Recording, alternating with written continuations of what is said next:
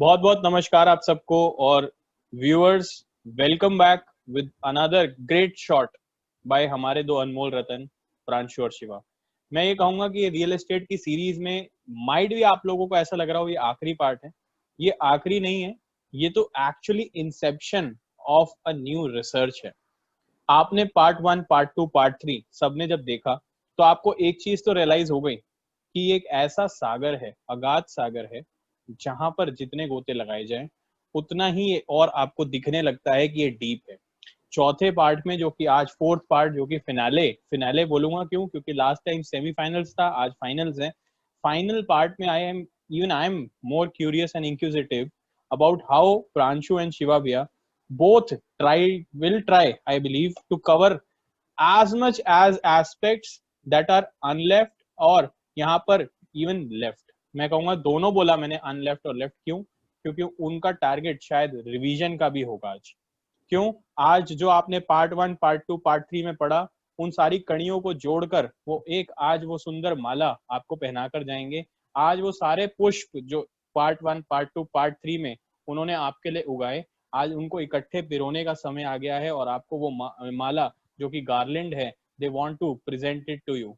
Without not wasting much of the time, now I want to invite our two best researchers of ITRA group. बस मैं एक चीज और कहूंगा, best researcher इसलिए बोल रहा हूँ क्योंकि आज रियल एस्टेट की रिसर्च खत्म हो जाने के बाद भी इनकी रिसर्च रुकी नहीं है टॉपिक पे।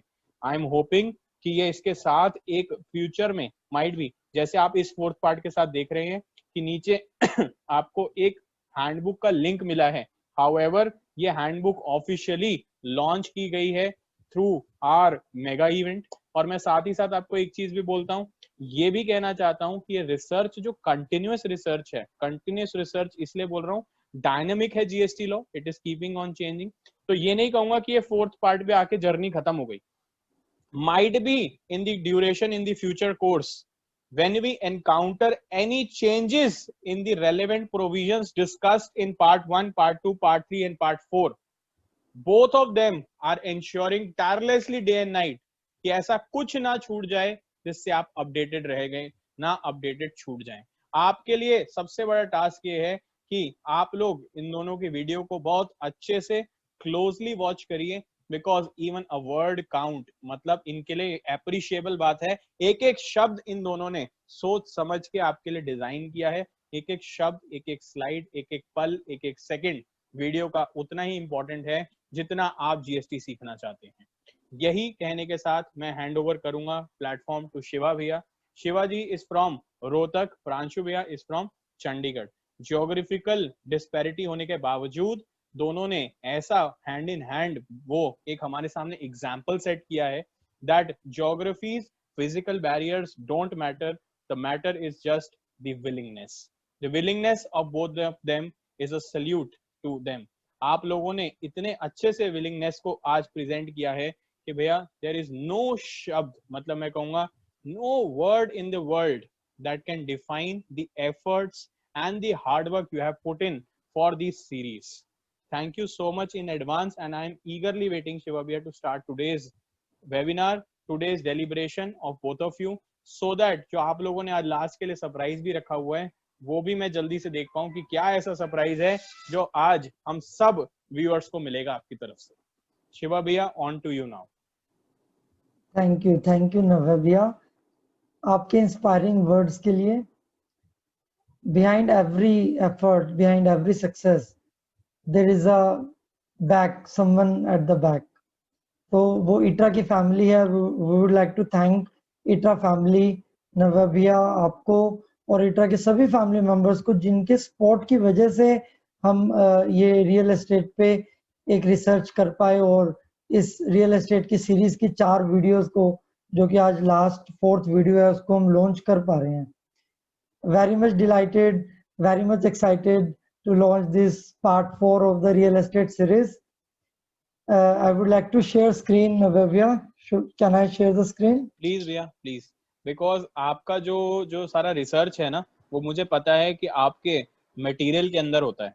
ये वो मैं कहूँगा हीरा और जो ज्वेलरी मैं कहूँगा आप लोगों ने तैयार की है, ये हम सबके लिए सामने स्क्रीन पर आ चुकी है। शिवा भैया प्लीज प्रेजेंट करो। यस। तो व्यूअर्स, आप सबने फर्स्ट, सेकंड और थर्ड वीडियो में जो भी हमें प्यार दिया, जो भी आपने व्यूज किए, उन सब के लिए आपका तहे दिल से शुक्रिया। आज हम फोर्थ सीरीज में जो डिस्कस करने जा रहे हैं वो एजेंडा आपकी स्क्रीन पे है। हम आरसीएम का थोड़ा सा रिवाइज करेंगे, क्योंकि सीरीज 3 तक हमने आरसीएम को कहीं कहीं अलग अलग सेपरेट प्लेसेस पे डिस्कस किया है। तो व्यूअर्स का एक दो मेरे पास क्वेरी आया कि सर एक बार आप आरसीएम के सारे प्रोविजंस को रिवाइज करवा दें, तो हम आज के सीरीज में उसको रिवाइज करेंगे। प्लस आईटीसी रिवर्सल और रूल 42-43 पे मेरे को स्पीकर प्रांशु पसरीजा जी, सीए प्रांशु जी चंडीगढ़ से, वो डेलिब्रेट करेंगे। In addition to that other क्या कंप्लायंस रिक्वायरमेंट है, कौन से आपको रिकॉर्ड्स मेंटेन करने हैं, क्या क्या किस किस डेट पे आपको 3B में कैसे रिवर्स करना है, कौन से टेबल में रिवर्स करना है, उन सब बातों के बारे में भी हम आपसे डिस्कस करेंगे। प्लस बड़ी सारी नोटिफिकेशंस हो गई है, हमने स्टार्टिंग में ही डिस्कस की थी। नोटिफिकेशन 3/2019, 4/2019, 5, 6, 7, 8, 23, 24। तो हमने एक summary of all the notifications बनाया है, ताकि एक ही जगह सारी नोटिफिकेशंस को हम कवर अप कर सकें। और 3 सीरीज देखने के बाद आप लिंकिंग बहुत अच्छे से कर पाओगे और आप नोटिफिकेशंस को बड़े इजीली समझ पाएंगे कि अच्छा ये नोटिफिकेशन ये कहती है, ये नोटिफिकेशन ये कहती है। हमने ज्वाइंट डेवलपमेंट एग्रीमेंट तो अच्छे से समझ लिया, पर आज हम आपको ज्वाइंट वेंचर और उसकी इम्प्लीकेशंस के बारे में भी डिस्कस करेंगे। तो ज्वाइंट वेंचर क्या होता है, क्या क्या उसमें कंडीशंस होनी चाहिए, वो टॉपिक भी हम आपके साथ डिस्कस करेंगे। एट द एंड कोई भी सीरीज, कोई भी पार्ट्स कंप्लीट नहीं होते without questions. So at the end we have multiple choice questions for the viewers. तो viewers will have certain confidence at the end कि अगर आप क्वेश्चंस के आंसर्स 70-80% ठीक दे पाते हो, इवन मैं कहूंगा कि अगर 100% आप ठीक दे पाते हो, तो you will really feel that कि आपने इस पूरी सीरीज को बहुत अच्छे से समझा, and you will surely develop a sense of confidence कि yes you can deal with this real estate sector and GST impact there हो। So officially I start with the revision part. I first start with the reverse charge liability. तो हमने पढ़ा था reverse charge liability के बारे में कि कहाँ कहाँ आरसीएम पे करना है प्रमोटर को। तो देखिए आपको पता है कि सेक्शन 9 जो कि चार्जिंग सेक्शन है, 9 सबसेक्शन 1 जो कि फॉरवर्ड चार्ज की बात करता है, और 9 subsection 3 and 9 subsection 4 reverse charge की बात करते हैं, जिसमें कि 9 सबसेक्शन 3 कुछ नोटिफाइड सर्विसेज को बताता है कि services by GTA, services by advocate, जिसपे रिवर्स चार्ज की एप्लीकेबिलिटी आएगी। प्लस जो सेक्शन 9 सबसेक्शन 4 जो हमारा डी नोटिफाई हुआ था 14 अक्टूबर 2017 से, और फिर अमेंडमेंट के तहत नया सेक्शन लाए थे, तो उसमें कहा गया था कि कुछ स्पेसिफाइड पर्संस के रिस्पेक्ट में ये सेक्शन जो है एप्लीकेबल होगा। कि अगर मान लीजिए कोई रजिस्टर्ड पर्सन अनरजिस्टर्ड से सर्विसेज लेता है, तो उस केस में ये सेक्शन एप्लीकेबल होता था। तो नोटिफिकेशन 7/2019 के थ्रू गवर्नमेंट ने नोटिफाई किया है इस सेक्शन 9 सबसेक्शन 4 में। हमने पढ़ा कि नोटिफिकेशन जो हमारी 7/2019 है, वो नोटिफिकेशन बताती है कि जो भी सेक्शन 9 सबसेक्शन 4 में नोटिफाइड पर्संस है वो कौन है, प्रमोटर है। किन सर्विसेज के रिस्पेक्ट में, सप्लाई ऑफ गुड्स और सर्विसेज जो शॉर्टफॉल है 80% का, वो सीमेंट का जो हमने लास्ट सीरीज में डिस्कस किया था, एंड कैपिटल गुड्स। तो कौन पे करेगा आरसीएम, प्रमोटर पे करेगा। नोटिफिकेशन 8 क्या कहती है, नोटिफिकेशन 8 इज सेइंग कि कोई भी supply of goods other than capital goods and cement by an unregistered person to a promoter for construction of the project, जिसमें प्रमोटर को आरसीएम में पे करना है अंडर सेक्शन 9 सबसेक्शन 4, उस पे क्या रेट एप्लीकेबल होगा, ये नोटिफिकेशन 8/2019 बताती है। और रेट ऑफ टैक्स जैसा कि आप सब जानते हैं 9% रेट ऑफ टैक्स है, जो कि हमने लास्ट एग्जांपल में भी डिस्कस किया था। नोटिफिकेशन 3/2019 रेट ऑफ सर्विसेज के बारे में बताती है। देखिए नोटिफिकेशन 8/2019 रेट ऑफ गुड्स के बारे में बात करती है और नोटिफिकेशन 3/2019 रेट ऑफ सर्विसेज के बारे में बात करती है और रेट जो है वही 9% ही रहेगा। अब हम बात करते हैं डेवलपमेंट राइट्स टैक्सेशन के बारे में। नोटिफिकेशन 5/2019 कहती है कि services supplied by any person by way of transfer of TD. आपको पता है कि टीडीआर के जो भी राइट ट्रांसफर होते हैं तो आप रिवर्स चार्ज की जो लायबिलिटी होती है वो प्रमोटर के ऊपर होती है। और same in the case of long term lease, जो कि हमेशा जो टेन्योर होता है वो 30 इयर्स और मोर होता है। नोटिफिकेशन 4/2019 कहती है कि लैंड ओनर के ऊपर कोई भी रिवर्स चार्ज की लायबिलिटी नहीं है, पर promoter is liable to pay tax on RCM basis. तो व्यूअर्स कैन रिकॉल कि प्रमोटर के ऊपर कितनी लायबिलिटी थी। सर हमें याद आ रहा है, आपने बताया था कि जो भी फ्लैट अनबुक्ड रह जाएंगे on the date of CC और ओसी, उन पर्टिकुलर फ्लैट्स पर आरसीएम की लायबिलिटी आ जाएगी ऑन द प्रमोटर। तो सर क्या फॉर्मूला था आप देख सकते हैं स्क्रीन पे।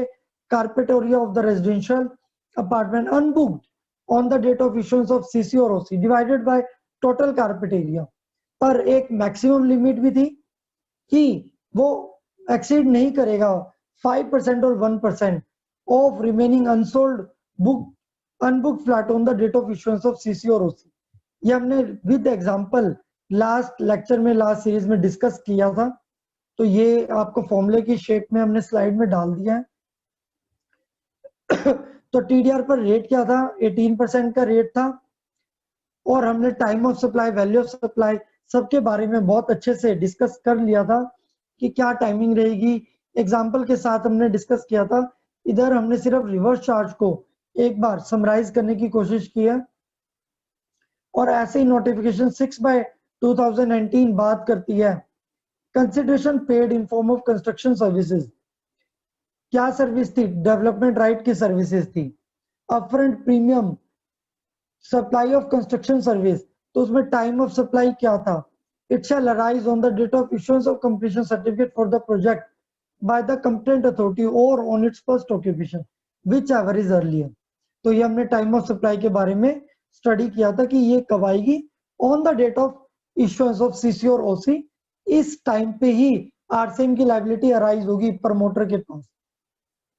तो ये सब जो टॉपिक थे ये थे आपके रिवर्स चार्ज के, जो कि मैंने एक बार टेकअप करना जरूर समझा ताकि रिवाइज हो जाए, पिछले लेक्चर से थोड़ा सा लिंक हो जाए। अब रिवर्सल और रूल 42 43 के लिए मैं इनवाइट करना चाहूंगा my co speaker Pranshu पस्रीजा ji, जो कि would like to speak on give deliberation on the reversals and availment, eligible ineligible credits. So welcome Pranshu ji, over to you.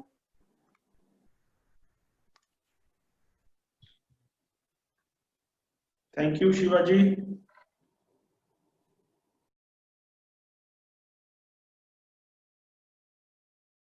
दोस्तों आपका बहुत बहुत धन्यवाद।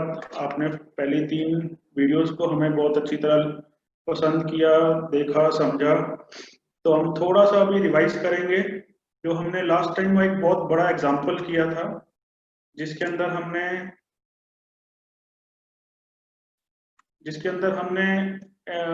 रिवर्सल किया था ऑनगोइंग प्रोजेक्ट्स के लिए, जहां पे हमारा प्रोजेक्ट्स हमारे 1/4/19 से पहले चल रहे थे। उसके अंदर हमने किया था कि कितना एलिजिबल क्रेडिट हमारा बनता था जो हमें रिवर्स करना है। तो इस केस में हम थोड़ा सा रिवाइज कर रहे हैं कि हमने टीई निकाला था, जो था हमारा टी माइनस टी एक्स, जो आप सबको याद होगा। तो टीई अगर हमारा टोटल क्रेडिट से कम आता था तो हम उसको रिवर्स करके उसको पे कर देते थे, और अगर हमारा टीई जो है वो टी से ज्यादा आता था, टोटल क्रेडिट से ज्यादा आता था, तो हम उसको अवेल कर लेते थे। इसके बाद था एडजस्टमेंट्स इन टीई। इसके अंदर हमने किया था कि परसेंटेज इनवॉइस अगर हमारा परसेंटेज कंप्लीशन से ज्यादा है बाय मोर देन 25%, तो हमें डीम 25% उसको इंक्रीज करना है। Value of invoice issued if greater than consideration actually receive by 25%, then उसको डीम करना है कि परसेंटेज इनवॉइसिंग हमारी 25% ही है, उससे ज्यादा नहीं है। उसके बाद था अगर gap in ITC procurement and percentage completion, आपके इनपुट्स और इनपुट सर्विसेज आपने प्रोक्योर करी 1/4/19 से पहले, उनकी वैल्यू और एक्चुअल कंजम्पशन अगर वो 25% से डिफरेंस से ज्यादा आती थी तो जुरिसडिक्शनल कमिश्नर जो वो फिक्स करता था हमारा TE on the actual per unit consumption. ये हमने लास्ट टाइम किया था। आरआरईपी ट्रीटमेंट आरआरईपी के लिए था, सेम फॉर्मूला था। Commercial is deemed as residential हमने किया था। उसके बाद हमने किया था TE is equal to TC plus TR, लेकिन इसके अंदर टीई जो है वो टीआर के इक्वल होता था क्योंकि कमर्शियल जो है हम रेजिडेंशियल के इक्वल ट्रीट करते थे। तो टीई का फॉर्मूला था T into F1 into F2 into F3 into F4, जो हमने लास्ट टाइम किया था कि हम कितने हमारे रेजिडेंशियल था, रेजिडेंशियल में से कितने हमारी बुकिंग होगी, कितना हमें एडवांस मिल गया, कितने की हमारी टैक्सेबल टाइम ऑफ सप्लाई हमारा 1419 से पहले आता था। ये एक बहुत बड़ा एग्जांपल किया था लास्ट टाइम हमने। और इस केस में आरआरईपी में F1 जो है विल ऑलवेज बी 1, क्योंकि जो हमारा रेजिडेंशियल और कमर्शियल है दोनों का कारपेट एरिया हम इक्वल टू रेजिडेंशियल हम ट्रीट करते थे। इसके बाद हमने कहा था कि हम नेक्स्ट लेक्चर में रूल 42 और 43 डिस्कस करेंगे। इस रूल 42 और 43 जो है डरने वाला सेक्शन नहीं है, बहुत ही आसान सेक्शन है।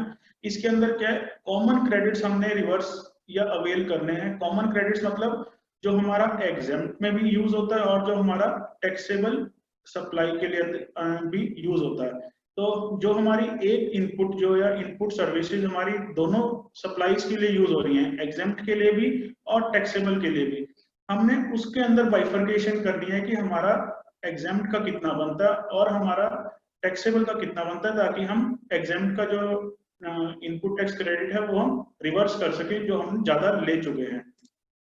क्योंकि जब हम परचेज करते हैं तब हमें नहीं पता कि हमने कितना इनपुट हमारा एग्जेम्प्ट के लिए यूज होगा, कितना हमारा टैक्सेबल के लिए यूज होगा। लेकिन जब हमारी सप्लाई होती है, जब हमारा सेल होती है, जब सप्लाई इंक्लूड होती है, तब हमें पता चलता है कि कितना एग्जेम्प्ट था, कितना टैक्सेबल था। तो हम उस बेसिस पे हम इसको रिवर्स कर देंगे।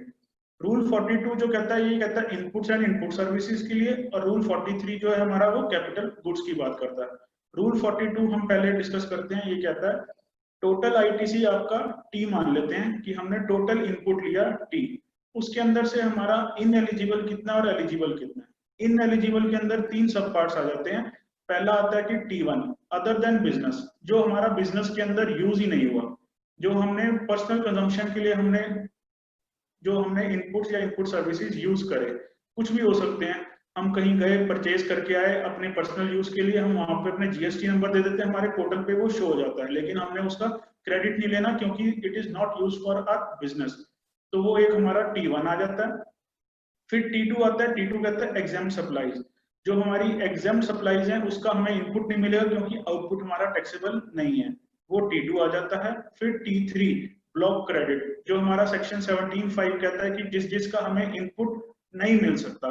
टैक्सेबल सप्लाईज हैं लेकिन इनपुट उन्होंने मना कर रखा है, रिस्ट्रिक्ट कर रखा है, जैसे मोटर कार हो गया, इंश्योरेंस हो गया, एटसेट्रा एटसेट्रा, जो 17(5) कहता है, वो हमारा T3 आ गया। तो इनएलिजिबल के अंदर हमारे 3 आ गए, जो एक बिजनेस से बाहर हैं, जो एग्जेम्प्ट सप्लाईज के लिए यूज हो रहे हैं, और जो हमारा ब्लॉक क्रेडिट है।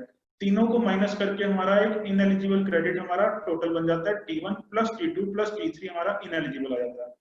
फिर आता है हमारा एलिजिबल क्रेडिट, जो कहता है हमारा T4 और C2।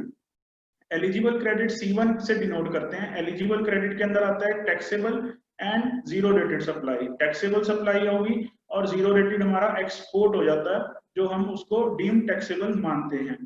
टैक्स लगे ना लगे वो अलग बात है, लेकिन वो टैक्सेबल सप्लाई इंक्लूड होता है। फिर एक हमारा आता है C2, जो हमारा कॉमन क्रेडिट है। कॉमन क्रेडिट आ गया हमारा, इसके अंदर हमें पता नहीं कि कितना एग्जेम्प्ट के लिए और कितना टैक्सेबल के लिए यूज हुआ हमारा, तो वो आ गया हमारा C2। C2 जो है वो आता है हमारा C1। एलिजिबल क्रेडिट हमारा C1 है। C1 में से अगर हम T4 टैक्सेबल का लेस कर दें तो हमारा एक कॉमन क्रेडिट आ जाता है, जो हम बाइफरकेट हमें आगे करना है। फिर हम C2 के अंदर देखते हैं कि C2 के अंदर हमारा सबसे पहले हम उसमें से D1 लेस करते हैं। D1 क्या कहता है, exempt upon total into C2। Exempt turnover divided by total turnover into C2, जो कॉमन क्रेडिट है, वो हमारा एग्जेम्प्ट का आ जाता है। फिर D2 आता है हमारा 5% ऑफ C2। मान लो एक आपने कार यूज करी, अब कार के अंदर आपके इनपुट्स लगे, रिपेयर कराई, आपने पेट्रोल यूज किया, अब आपको नहीं पता कि आपने बिजनेस के लिए कितना यूज किया, घर के लिए कितना यूज किया, पर्सनल यूज कितना किया, तो वो हम एक एजम्पशन है जो डीम्ड है कि 5% ऑफ C2 हमने वो लेस करना है। फिर आ जाता है हमारा C3 जो हमारा टैक्सेबल के लिए निकल के आता है, जो C2 कॉमन क्रेडिट में से हम एग्जेम्प्ट का अलग कर दिया, -5% जो C2 का हमने वो लेस कर दिया, तो हमारा एक C3 वैल्यू आ जाती है जो हमारी टैक्सेबल सप्लाई के लिए निकलती है। अब इसके अंदर क्या है, T4 जो है वो कंस्ट्रक्शन इंडस्ट्री के लिए, रियल एस्टेट इंडस्ट्री के लिए it is deemed to be 0, क्योंकि हमें नहीं पता कि जो इनपुट्स हम ले रहे हैं वो हमारे आगे जब सेल हम बिफोर कंप्लीशन करेंगे या आफ्टर कंप्लीशन करेंगे। कंस्ट्रक्शन के टाइम हम नहीं कह सकते कि ये हमारी फ्लैट हमारा पहले सेल हो जाएगा कंप्लीशन से, ये फ्लैट हमारा बाद में सेल होगा, तो ये हमें बाद में पता चलता है। तो इस केस में हम इसको T4 जो है वो हम 0 मानते हैं। इसके बाद है हमारा for common credit reversal C2 E is equal to aggregate carpet area of the apartments construction of which is exempt from tax, जो हम पहले हमने डिस्कस किया पिछली स्लाइड में। E/F जो हमने कहा था वो था हमारा, जो पिछली स्लाइड में हमने कहा था E जो था वो हमारा एग्जेम्प्ट टर्नओवर था डिवाइड बाय टोटल टर्नओवर, लेकिन रियल एस्टेट के लिए उन्होंने कहा कि E को हम क्या मानेंगे, aggregate carpet area of the apartments construction of which is exempt from tax plus aggregate carpet area of apartments of which is not exempt from tax but are identified by the promoter to be sold after issue. मतलब कि हमारे जो apartments हैं या जो हमारी construction होनी है जिन फ्लैट्स की या जिस एरिया की कंस्ट्रक्शन है वो तो एग्जेम्पशन में भी आ सकती है, क्योंकि कई अपार्टमेंट्स जो हैं, कई कंस्ट्रक्शन सर्विसेज जो हैं गवर्नमेंट ने एग्जेम्पशन नोटिफिकेशन के थ्रू उसको एग्जेम्प्ट कर रखा है, जो हम गवर्नमेंट को प्रोवाइड करते हैं, जो हम एक्सेट्रा उन्होंने अलग से नोटिफिकेशन में दे रखी है, लेकिन उसको ऐड करना है प्लस हमने कंस्ट्रक्शन उनको ऐड करना है जो टैक्सेबल हैं, पर प्रोमोटर ने उनको स्पेसिफाई कर रखा है ये हम जो है आफ्टर कंप्लीशन बेचेंगे। अगर आफ्टर कंप्लीशन बेचते हैं तो वो शेड्यूल 3 ऑफ जीएसटी एक्ट से वो बाहर हो जाते हैं, उन पे टैक्स नहीं लगता, तो वो हमारी एग्जेम्प्ट सप्लाई के अंदर इंक्लूड हो जाएंगे, जो कि हम ई के अंदर इंक्लूड करेंगे। और एफ हो गया आपका aggregate carpet area of the apartments in the project, ये आपका E/F हो गया। अब कॉमन क्रेडिट ऑन कमर्शियल जो है, common credit on commercial portion हम निकालते हैं। ये सब रूल 4 आया for REP projects where transition happen. तो जो हमारे REP अदर देन RREP जो प्रोजेक्ट्स थे जिनके अंदर हमने ट्रांजिशन अप्लाई किया, जिनके हमने न्यू रेट्स अप्लाई किया, सब रूल 4 के अंदर ये आया था। सब रूल 4 कहता था कि common credit on commercial portion का हमने कॉमन क्रेडिट निकाला एक, उसका फॉर्मूला क्या है निकालने का कमर्शियल पोर्शन का, सिर्फ कॉमन C3 एग्रीगेट कमर्शियल जो है हमारा ये निकलता है past common credits. Past common credits मतलब 1/4/19 से पहले 1 जुलाई 17 से लेकर 31 मार्च 19 तक जो हमने इनपुट्स लिए इनटू AC/80। AC क्या है हमारा, total carpet area of commercial divide by total carpet area of all apartments. ये हमारा जो है 1/4/19 से पहले जो हमारा कॉमन क्रेडिट्स थे उसको ऐड किया, प्लस हमने फ्यूचर कॉमन क्रेडिट जो 1/4/19 के बाद एज पर सब रूल 1 जो रूल 42 का सब रूल 1 है उसके हिसाब से उसकी कैलकुलेशन से हमने जो फ्यूचर कॉमन क्रेडिट्स 1/4/19 के बाद जो प्रोजेक्ट स्टार्ट हुए, जो नए प्रोजेक्ट्स लगे 1/4/19 के बाद, उसके क्रेडिट्स जो कॉमन क्रेडिट्स हैं प्लस पास्ट कॉमन क्रेडिट्स जो ऑनगोइंग प्रोजेक्ट्स थे, उसका हम C3 एग्रीगेट कमर्शियल एरिया का एक कॉमन क्रेडिट निकाल लेते हैं। इसके बाद वो कहता है कि recompute on closure of the project. जब प्रोजेक्ट खत्म हो गया तो उस टाइम पे हम इसको रिकम्प्यूट करते हैं, क्योंकि हमारी लाइबिलिटी बनती है, जो हम इनपुट और इनपुट सर्विसेज हमने जो क्रेडिट ले रखे हैं, जो हमारी लाइबिलिटी बनती है अदर देन जो हमारे फ्लैट्स अपार्टमेंट्स और लैंड, जो हमारे अदर देन शेड्यूल 3 की आइटम्स हैं, पैरा 5 शेड्यूल 3 की आइटम्स हैं, उसके लिए तो हम हर साल उसकी फाइनल जो रिटर्न है मार्च में हम after the end of financial year हम उसको कैलकुलेट करते हैं और जितना रिवर्स करना है या जितना अवेल करना है उसको हम कर लेते हैं। लेकिन रियल एस्टेट के लिए उन्होंने कहा है कि जिस साल आपका कंप्लीशन होगा, जिस साल आपकी कंप्लीशन सर्टिफिकेट आपको मिलेगा, उस साल में आपने रिकम्प्यूट करना है सारा प्रोजेक्ट, सारे क्रेडिट्स प्रोजेक्ट के जो आपने रिकम्प्यूट करने हैं, और उसके अंदर अगर आपकी डेफिशिएंसी निकलती है या एक्स्ट्रा निकलता है तो आप उसको अवेल कर सकते हो या उसको पे करोगे before the filing of return of September of the next financial year. मान लो एक 2021 में अगर आपकी कोई कंप्लीशन सर्टिफिकेट मिलती है तो आपको इसका सितंबर 2021 की रिटर्न से पहले पहले उसको अवेल करना है या उसको रिवर्स करना है। तो इस केस में क्या है, recompute on closure of the project कहता है amount of final eligible common credit on commercial portion in the project shall be calculated as under. हमने पहले एग्रीगेट कॉमन कमर्शियल का एक एग्रीगेट निकाल लिया था, लेकिन अब हम एक फाइनल कैलकुलेशन करेंगे। C3 फाइनल कमर्शियल कहता है कि aggregate C3 aggregate into E by F। E क्या है, unsold commercial apartments carpet area on the date of occupation, और divide by total carpet area of commercial apartments in the project. E क्या है, हमारा unsold projects जिसपे अब हमारा tax नहीं बनता क्योंकि ये शेड्यूल 3 से बाहर हो जाते हैं, divide by total carpet area of commercial. तो ये हमारा एक फाइनल क्रेडिट निकल जाएगा। अगर फाइनल क्रेडिट हमारा एग्रीगेट से ज्यादा है तो उसको हम क्लेम कर लेंगे, अगर फाइनल हमारा एग्रीगेट से कम है तो हम उसको थ्रू DRC 03 और थ्रू GSTR 3 भी हम उसको पे कर देंगे अलॉन्ग विद इंटरेस्ट। फिर आ जाता है हमारा रूल 43 रिवर्सल कंप्यूटेशन का। ये हमारा कहता है कि आपने कैपिटल गुड्स का रिवर्सल कैसे करना है। तो रूल 43 के अंदर टोटल कैपिटल गुड्स का क्रेडिट है। फर्स्ट है कि यूज्ड एक्सक्लूसिवली फॉर एग्जेम्प्ट और नॉन बिजनेस सप्लाई, ये तो हमारा इनएलिजिबल हो गया, ये हमने रूल 42 में भी देखा, सेम हमारा रूल 43 में कवर होता है। फिर आ जाता है हमारा used exclusively for taxable supply plus zero rated supply. इस केस में हम क्या कहते हैं, टैक्सेबल भी है और जीरो रेटेड है, जो हमारा एलिजिबल क्रेडिट बन जाता है। Considered as zero for construction services, इसको हम जीरो मान के चलते हैं कंस्ट्रक्शन सर्विसेज के लिए। फिर है हमारा use partly for taxable and partly for exempted, denoted as A, इसको हम ए डिनोट करके चलेंगे।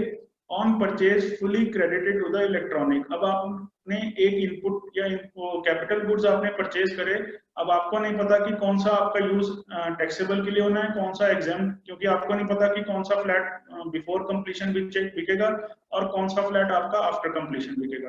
तो आप उसको पूरा का पूरा एक बार तो क्लेम कर लेते हैं, बाद में जैसे जैसे आपको पता चलेगा वैसे वैसे आप उसको रिवर्स कर देंगे। Reverse over useful life as 5 years।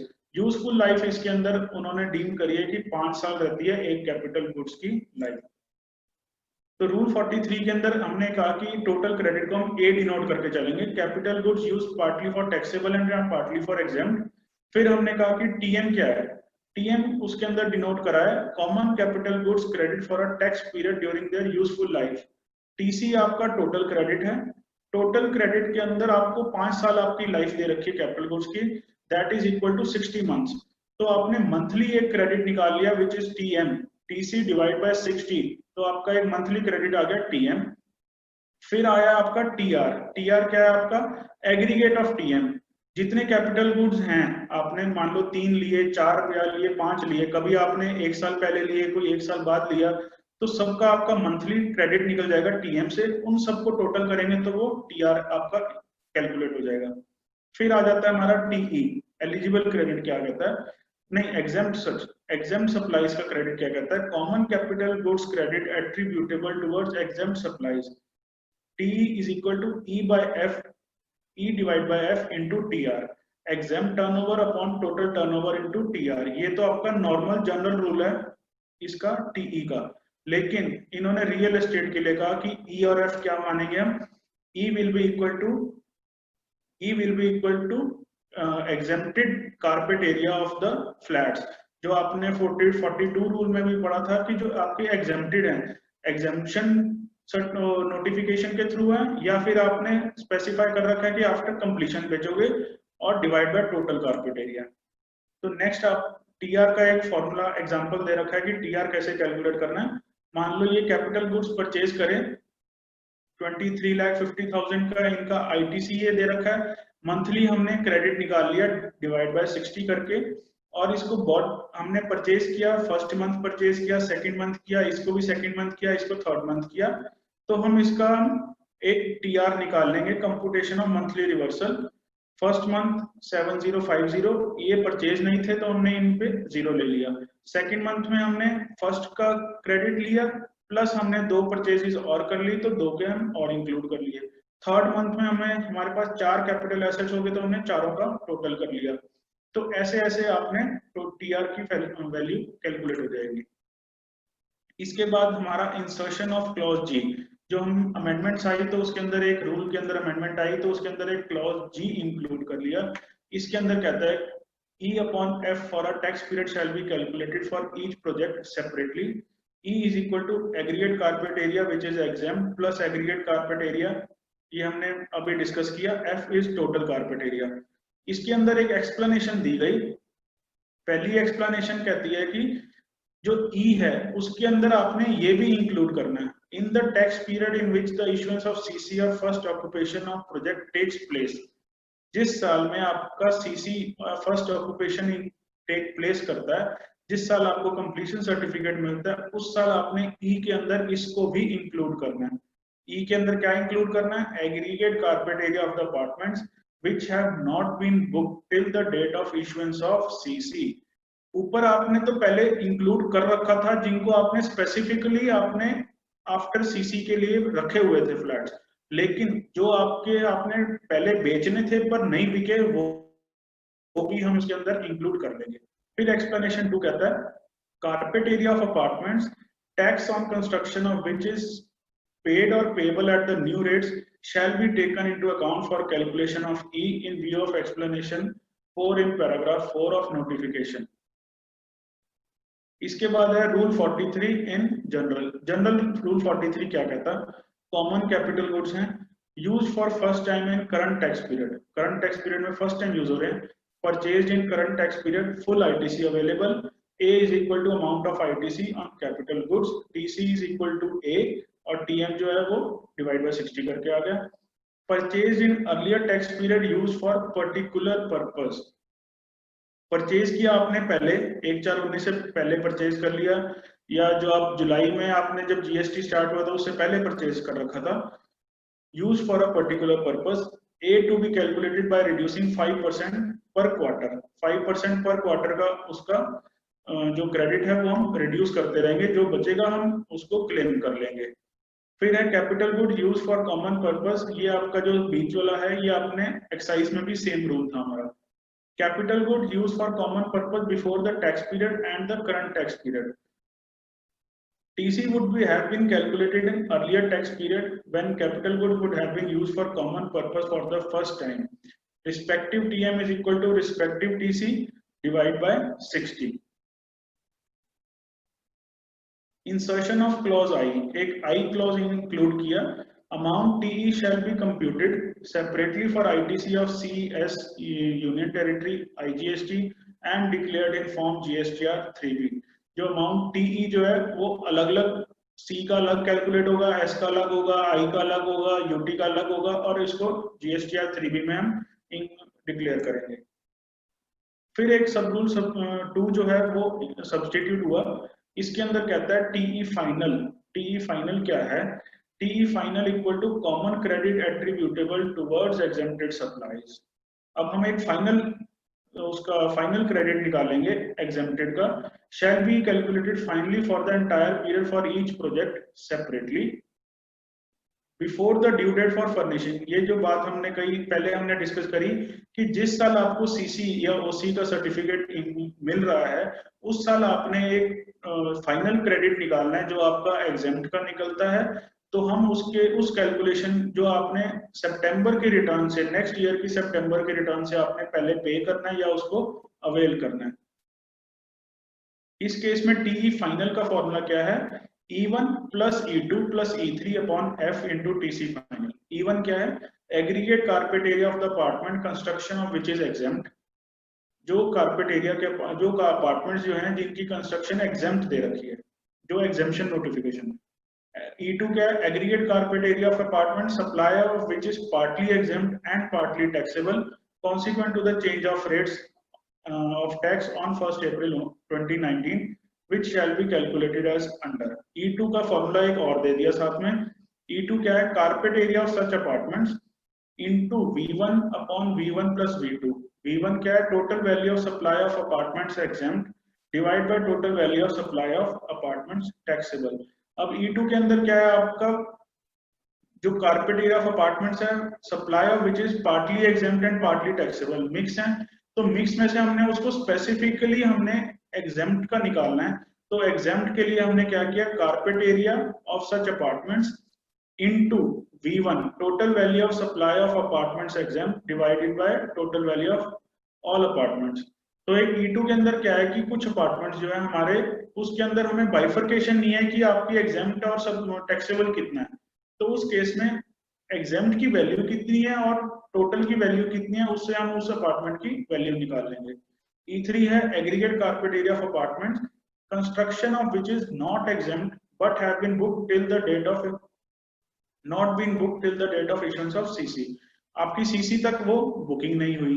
अब ये क्या हुआ? टोटल एक निकल गया जो हमारी एग्जेम्पशन के लिए निकलता है कि E1 क्या है? एग्जेम्पशन नोटिफिकेशन के लिए है। E2 क्या है? पार्टली एग्जेम्प्ट के लिए था, लेकिन उसके अंदर हमने उस वैल्यू टोटल वैल्यू से निकाल के उस कारपेट एरिया की एग्जेम्पशन की अलग कैलकुलेशन कर ली, जो हमने E2 निकाली। E3 क्या है? जो आपके बिके नहीं flats till the date of CC, तो आपके वो अब उसको आउट ऑफ जीएसटी हो जाएंगे, तो वो हम एग्जेम्प्ट सप्लाई के अंदर इंक्लूड कर लेंगे। और F क्या? Aggregate carpet area of the apartments. तो ये हमारा एक टी फाइनल आ जाएगा। इस फाइनल, अगर ये फाइनल हमारा एग्रीगेट से ज्यादा पहले जो हम ले चुके हैं उससे अगर ज्यादा निकलता है तो हम रिवर्स कर देंगे, पे कर लेंगे, सॉरी क्लेम कर लेंगे। अगर हमारा कम निकलता है उसको पे कर देंगे। और क्या कहता है? Common usages. अगर कैपिटल गुड्स आपके कॉमन यूज हो रही है आपकी for more than one project, तो ITC should be assigned to each project on a reasonable basis and credit reversal pertaining shall be carried out. एक अगर आपके एक ही कैपिटल गुड्स अगर दो प्रोजेक्ट्स में यूज हो रही है, तो एक रीजनेबल बेसिस, चाहे आप उसकी टर्नओवर बेसिस ले लो, चाहे आपका कारपेट एरिया ले लो, वो आप पे डिपेंड करता है। रीजनेबल बेसिस लेके उसका इनपुट क्लेम कर सकते हैं। और जो आपके अगर आपका अनयूज रह गया after project completion, capital goods used for project have their useful life remaining. अगर उनकी 5 साल कंप्लीट नहीं हुई और वो अभी रहते हैं, उनका ईयर रहता है, अभी उनका टाइम रहता है यूज होने का, उनका क्रेडिट क्लेम करने का अगर टाइम रहता है, तो जिस प्रोजेक्ट में वो यूज होंगे उस प्रोजेक्ट में आप उसको अवेल कर सकते हो। फिर एक मिसलेनियस है। मिसलेनियस में क्या कहता है कि जो आपने नए 1 अप्रैल 2019 को जो आपने ऑप्ट करना था नए रेट्स में, that was the time period given for till 20 May 2019। Unregistered purchase calculation के लिए क्या है? Other than cement by June of next financial year. आपने सीमेंट की परचेज करी, अदर देन सीमेंट की परचेज करी अनरजिस्टर्ड से, तो उसकी टैक्स लायबिलिटी आरसीएम में पे करनी है, जो कि हमें after the year and on next for first quarter जो एंडिंग हो रहा है, जून का जो क्वार्टर एंड हो रहा है, तो उस क्वार्टर में आपने 18% उस पर पे करना है। सीमेंट का जो अनरजिस्टर्ड से परचेज करते हो वो आपको मंथली पे करना है at the applicable rate which is 28%। ITC reversal for ongoing project under new scheme by सितंबर 2019। Installment scheme application in DRC 20 करना है। ITC reversal for ongoing project under old scheme, application of rule 42 and 43 on monthly basis, final computation and reversal, जो CCOC पे आपकी जो calculation निकलेगी इस year में, वो उसके नेक्स्ट रिटर्न में सितंबर तक आपने पे कर देना है। इसके बाद शिवा भैया, I request you to take over. Thank you Pranshu भैया। आपने बहुत अच्छे से हमें मिसलेनियस टॉपिक्स के बारे में और रूल 42-43 के बारे में बताया। आपने अभी प्रोसीजर में हमें बताया कि जो ऑनगोइंग प्रोजेक्ट है उनके रिस्पेक्ट में जो ऑप्शन दिया गया था वो कि वो ओल्ड स्कीम में रहना चाहते हैं, न्यू स्कीम में रहना चाहते हैं। जो ऐसा ऑप्शन दिया गया था, हमने पहले भी डिस्कस किया था कि उसकी लास्ट डेट जो थी वो 10th में थी, फिर एक्सटेंड करके 20th में कर दी गई थी। पर बड़ा इंपॉर्टेंट है यहाँ पर सेकंड पॉइंट, जो कि मैं एक बार रिपीट करना चाहूंगा कि अदर देन सीमेंट के केस में जो शॉर्टफॉल में आपको आरसीएम पे करना है वो करना है ईयरली बेसिस पे, और उसकी लास्ट डेट कब मानी जाएगी? Bye June of next financial year. Let's say 31 मार्च 2020 को आपका फाइनेंशियल ईयर खत्म हो रहा है, तो पूरे फाइनेंशियल ईयर का जो आरसीएम आप पे करोगे वो आप पे कर सकते हो बाय द नेक्स्ट क्वार्टर जून 20 तक और एट द रेट 18%। और जो सीमेंट है उसके इसमें अगर कोई आरसीएम पेमेंट है वो आपको मंथली बेसिस पे पे करनी है। तो यहाँ आपको ध्यान रखना है कि सीमेंट को मिक्स नहीं करना कि वो भी ईयरली करनी है। कई गलती करते हैं कि उसको भी ईयरली बेसिस पे कर देते हैं। सीमेंट के केस में मंथली है और अदर देन सीमेंट के केस में ये ईयरली बेसिस पे रिवर्स चार्ज की एप्लीकेबिलिटी लाई गई है। अब मैं आपसे बात करूंगा कि बड़ी सारी नोटिफिकेशंस है, तो आपकी स्क्रीन पर सामने समरी दिखाई दे रही है, yeast of all the notifications, जो कि हमारी 29 मार्च को मेजर नोटिफिकेशंस रिलीज हुई थी, जिसमें कि 3/2019 ये सबसे बड़ी नोटिफिकेशन है। 27 पेजेस की नोटिफिकेशन है जिसमें सारे न्यू रेट्स मेंशन किए गए थे कि अफोर्डेबल के लिए 1.5%, नॉन अफोर्डेबल के लिए 7.5%, 1/3 वैल्यू आप डिडक्ट करोगे। वो सारी बातें जो है वो नोटिफिकेशन 3/2019 में डिस्कस की गई थी। नोटिफिकेशन 4 में सर क्या डिस्कस किया गया था? Rate tax for TDR. हमने इसमें ये देखा था कि जो लैंड ओनर है उसके लिए टीडीआर की लायबिलिटी नहीं रखी गई थी, जबकि टीडीआर की लायबिलिटी के लिए क्या रेट होना चाहिए और किसके ऊपर आनी चाहिए रिवर्स चार्ज में लायबिलिटी, वो नोटिफिकेशन 5/2019 ने बताया हमें कि प्रमोटर के ऊपर लायबिलिटी आएगी अंडर सेक्शन 9 सबसेक्शन 3। अभी मैं जब रिवर्स चार्ज का सबको बता रहा था तो मैंने बताया था कि नोटिफिकेशन 7 और 8 तो बात करते हैं जो आरसीएम है अंडर सेक्शन 9 सबसेक्शन 4 जो नोटिफाइड पर्संस के ऊपर एप्लीकेबल है, पर सेक्शन 9 सबसेक्शन 3 की अगर मैं बात करूं जिसमें कि नोटिफाइड सर्विसेज हैं कि अगर एडवोकेट की सर्विसेज हैं तो उस केस में आरसीएम आपका लगेगा ही लगेगा। तो इसी तरीके से जो टीडीआर की लायबिलिटी, जो टीडीआर के ऊपर रिवर्स चार्ज प्रमोटर को पे करना है, वो किस सेक्शन के अंडर करना है? वो करना है सेक्शन 9 सबसेक्शन 3 और wide which notification? It was notified wide notification 5/2019। Notification 6 ने टाइम ऑफ सप्लाई बताया था। 7 और 8 अभी आप देख सकते हैं हमने स्टार्टिंग में ही रीड की थी, तो अब देखिए सीरीज आपको पूरी क्लियर हो जानी चाहिए इसके साथ व्यूअर्स कि आपको 3 से 8 तक पूरी नोटिफिकेशन की सीरीज क्लियर। अगर आप आंख बंद करके भी अगर हम नोटिफिकेशन के बारे में बताएं तो आप बड़े आराम से बता सकते हैं सर नोटिफिकेशन 3 में रेट्स थे, 4 में रेट ऑफ टीडीआर है, 5 में आरसीएम की लायबिलिटी बाय द प्रमोटर है अंडर सेक्शन 9 सबसेक्शन 3, 6 में टाइप ऑफ सप्लाई की बात की गई है, 7 में notified person under section 9 subsection 4 की बात की गई है और 8 में उसके रेट की बात की गई है जो कि अदर देन सीमेंट है। तो वो क्या है सर 9%, और सीमेंट पे कौन सा एप्लीकेबल होगा? जो सीमेंट का रेट है 28%।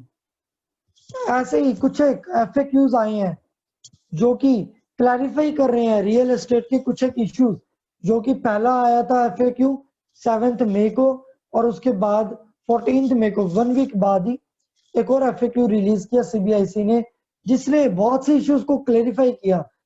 हम आपको एफएक्यू वीडियो के लिंक में नीचे डिस्क्रिप्शन में आप देख सकते हैं, हम डाल देंगे। जो भी व्यूअर एफएक्यू को पढ़ना चाहे वो पढ़ सकता है, गो थ्रू कर सकता है। सभी फ्रीक्वेंटली आस्क्ड क्वेश्चंस में आप देख पाएंगे कि आपको इश्यूज जो हमारी 4 सीरीज है उसी से ही most of the time clear हो रहे हैं। उसके बाद जो नोटिफिकेशन 4 और नोटिफिकेशन 5/2019 थी और नोटिफिकेशन 20/2019 थी, उनमें कहीं ना कहीं नोटिफिकेशन 20 में जो है नोटिफिकेशन 3 में अगर वर्ड रजिस्टर्ड यूज किया था तो वो उसको ओमिट किया वाइड नोटिफिकेशन 20/2019 जो कि हमने पहले भी डिस्कस किया था। तो ये नोटिफिकेशंस का जीस्ट है जो कि लगता है कि बड़ी कॉम्प्लिकेटेड नोटिफिकेशंस है, रियल एस्टेट को बड़ा कॉम्प्लिकेट करती है, पर एक जगह समरी आने से आपको बहुत क्लैरिटी इन नोटिफिकेशंस के ऊपर आई होप बन गई होगी। भैया मैं तो ये कहूंगा कि ये शिवा भैया पूरा का पूरा क्रक्स आपने इकट्ठा लाकर रख दिया। एक ही स्क्रीन पे सब कुछ अवेलेबल है, from top to bottom, north to south, east to west, everything about real estate जो आपने नोटिफिकेशंस को इकट्ठा इस स्क्रीन पे कंपाइल किया है, दैट इज मार्वलस जॉब भैया, applause to both of you कि व्यूअर्स को आज एक ही स्क्रीन पर, और आई बिलीव ये शायद आप डॉक्यूमेंट शायद हम शेयर भी बिल्कुल करेंगे। ना भैया, नोटिफिकेशंस भी हम सभी नोटिफिकेशंस को भी हम शेयर करेंगे ताकि वो रेडी रेफरेंस के लिए व्यूअर्स के लिए रेडी रहे। हम सारी नोटिफिकेशंस तो मतलब वो एक फोल्डर खोलेंगे और सारा रियल एस्टेट से रिलेटेड मटेरियल मिल जाएगा उनको, ये कहना चाह रहे हो? यस नव्या भैया। परफेक्ट भैया, परफेक्ट।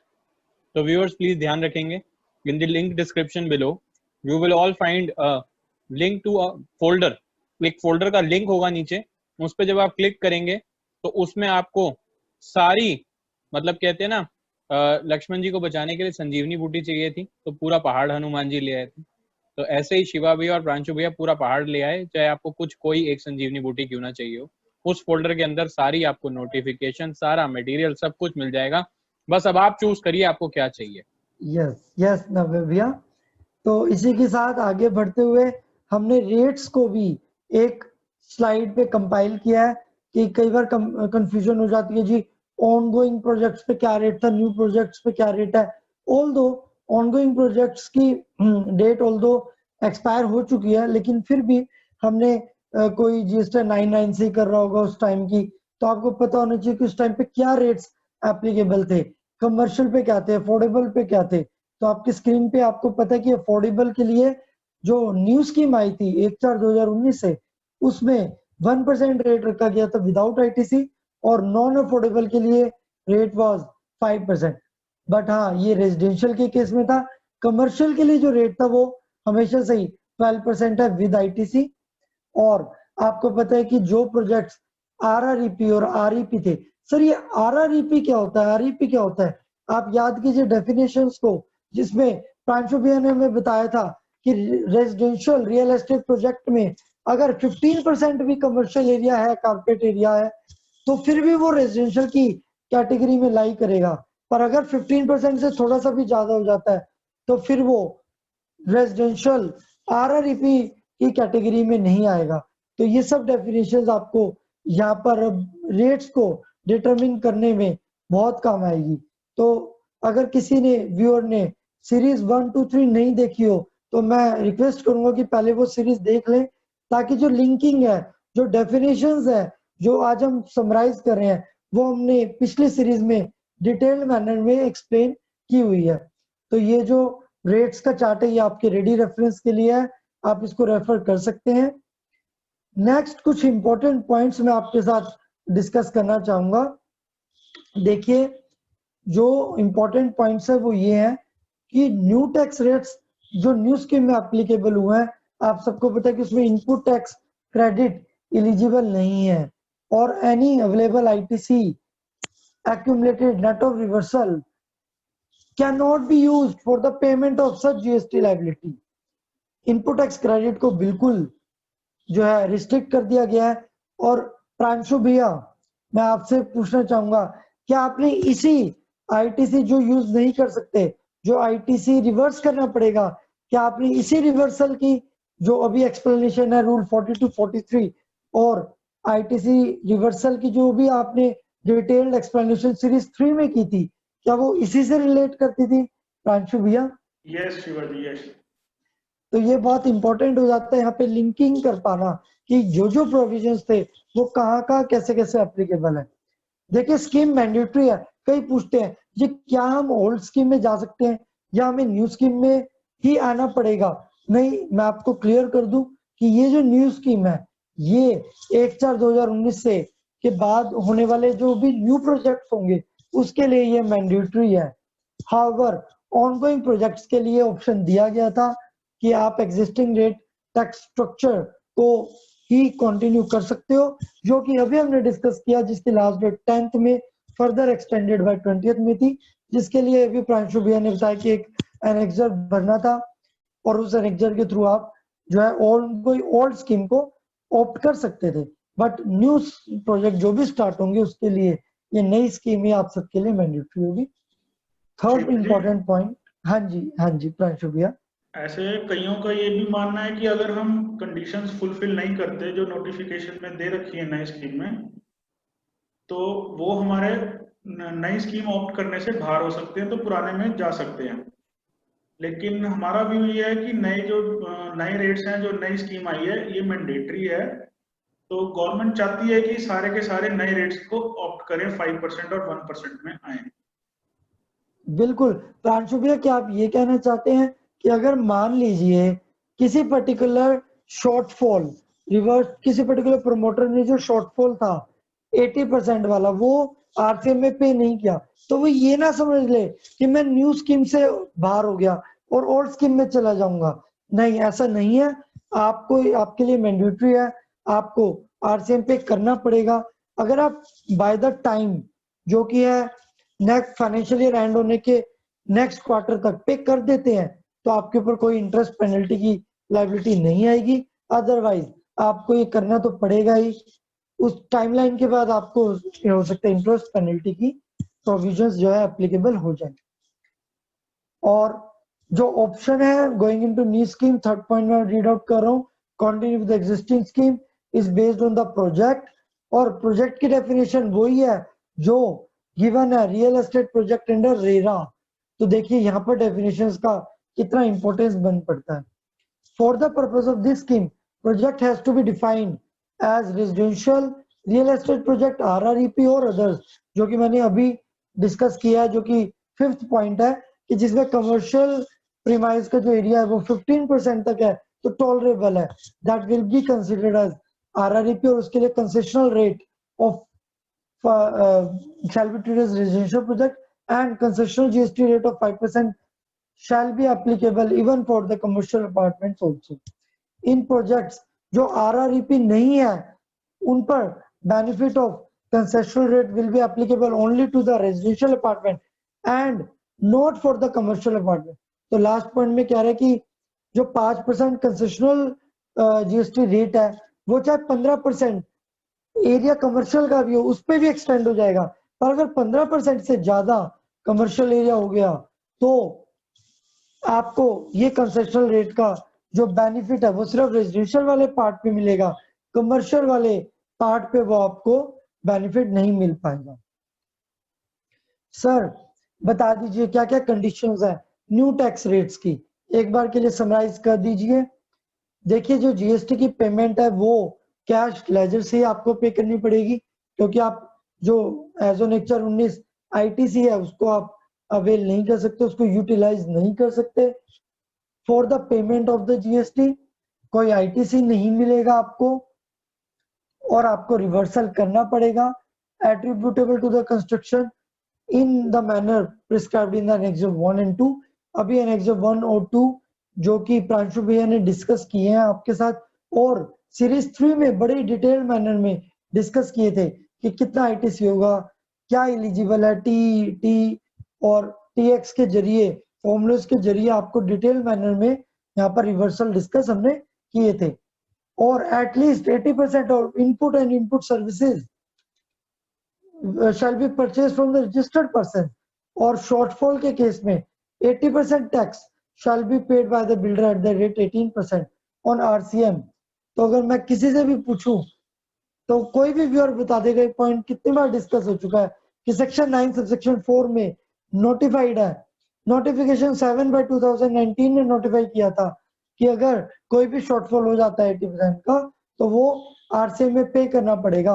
और सीमेंट के केस में however tax on cement purchase from unregistered person shall be paid at the rate 28% under RCM and on the capital goods under RCM at the applicable rates only। तो देखिए ये point अभी हमने जो series 4 है उसके starting में discuss किया है, और यही कंडीशन आपके पास आ गई है, बन पड़ी है। और मैं आपके साथ प्रांशु भैया एक बात और डिस्कस करना चाहूंगा प्रांशु भैया कि जो ये आईटीसी रिवर्सल है, जो ये एनेक्सर 1 और 2 है टू द नोटिफिकेशन 3/2019, आप इसको थोड़ा सा 1 मिनट डिस्कस कीजिए प्लीज। एनेक्जर 1 और एनेक्जर 2 जो था नोटिफिकेशन 3 2019 में इशू हुआ था, इसके अंदर था कि आपने 1/4/19 से पहले जो आपके प्रोजेक्ट्स स्टार्ट हो गए थे उन केस में आपने क्रेडिट अवेल कर लिया था, लेकिन आफ्टर 1/4/2019 आपको वो क्रेडिट एलिजिबल है, क्योंकि नए रेट्स के अंदर आपको आईटीसी अवेलेबल नहीं था।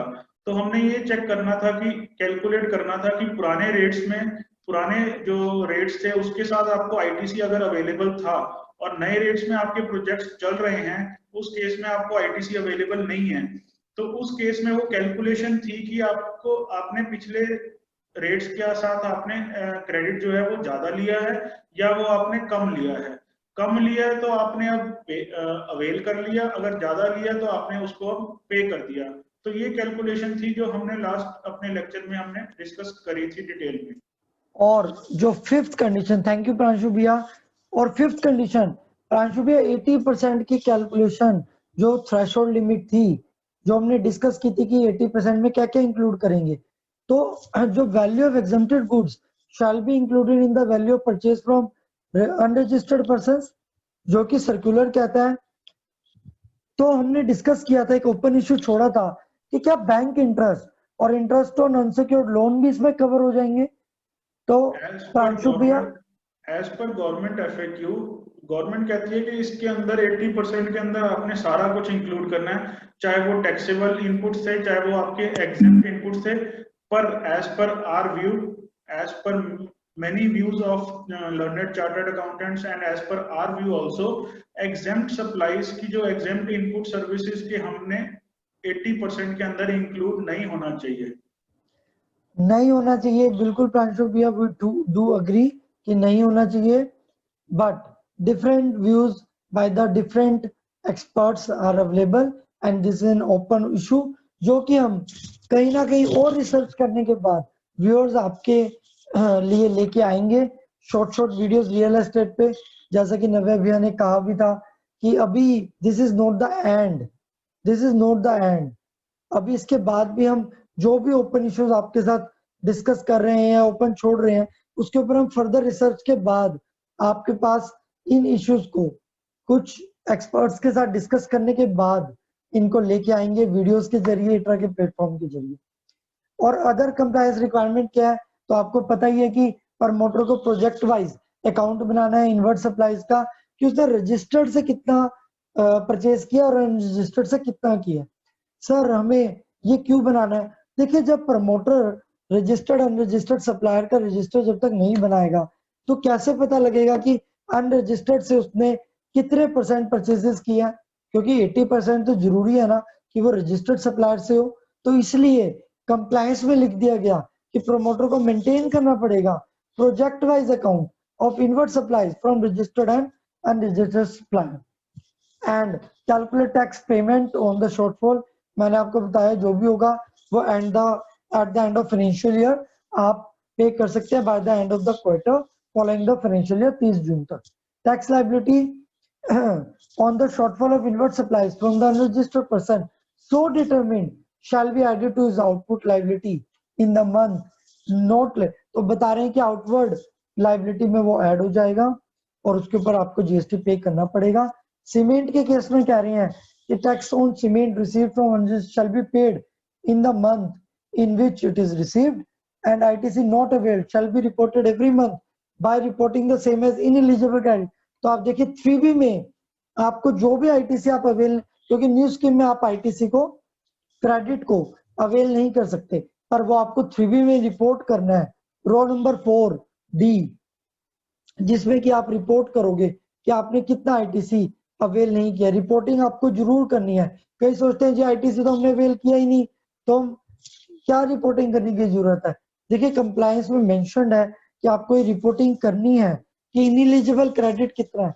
तो 3B में जो भी रिपोर्टिंग पॉइंट ऑफ व्यू से इनएलिजिबल क्रेडिट की रिक्वायरमेंट है वो आपको जरूर से जरूर रिपोर्ट करनी चाहिए ताकि आपका जो रिकंसिलिएशन है वो प्रॉपरली हो सके।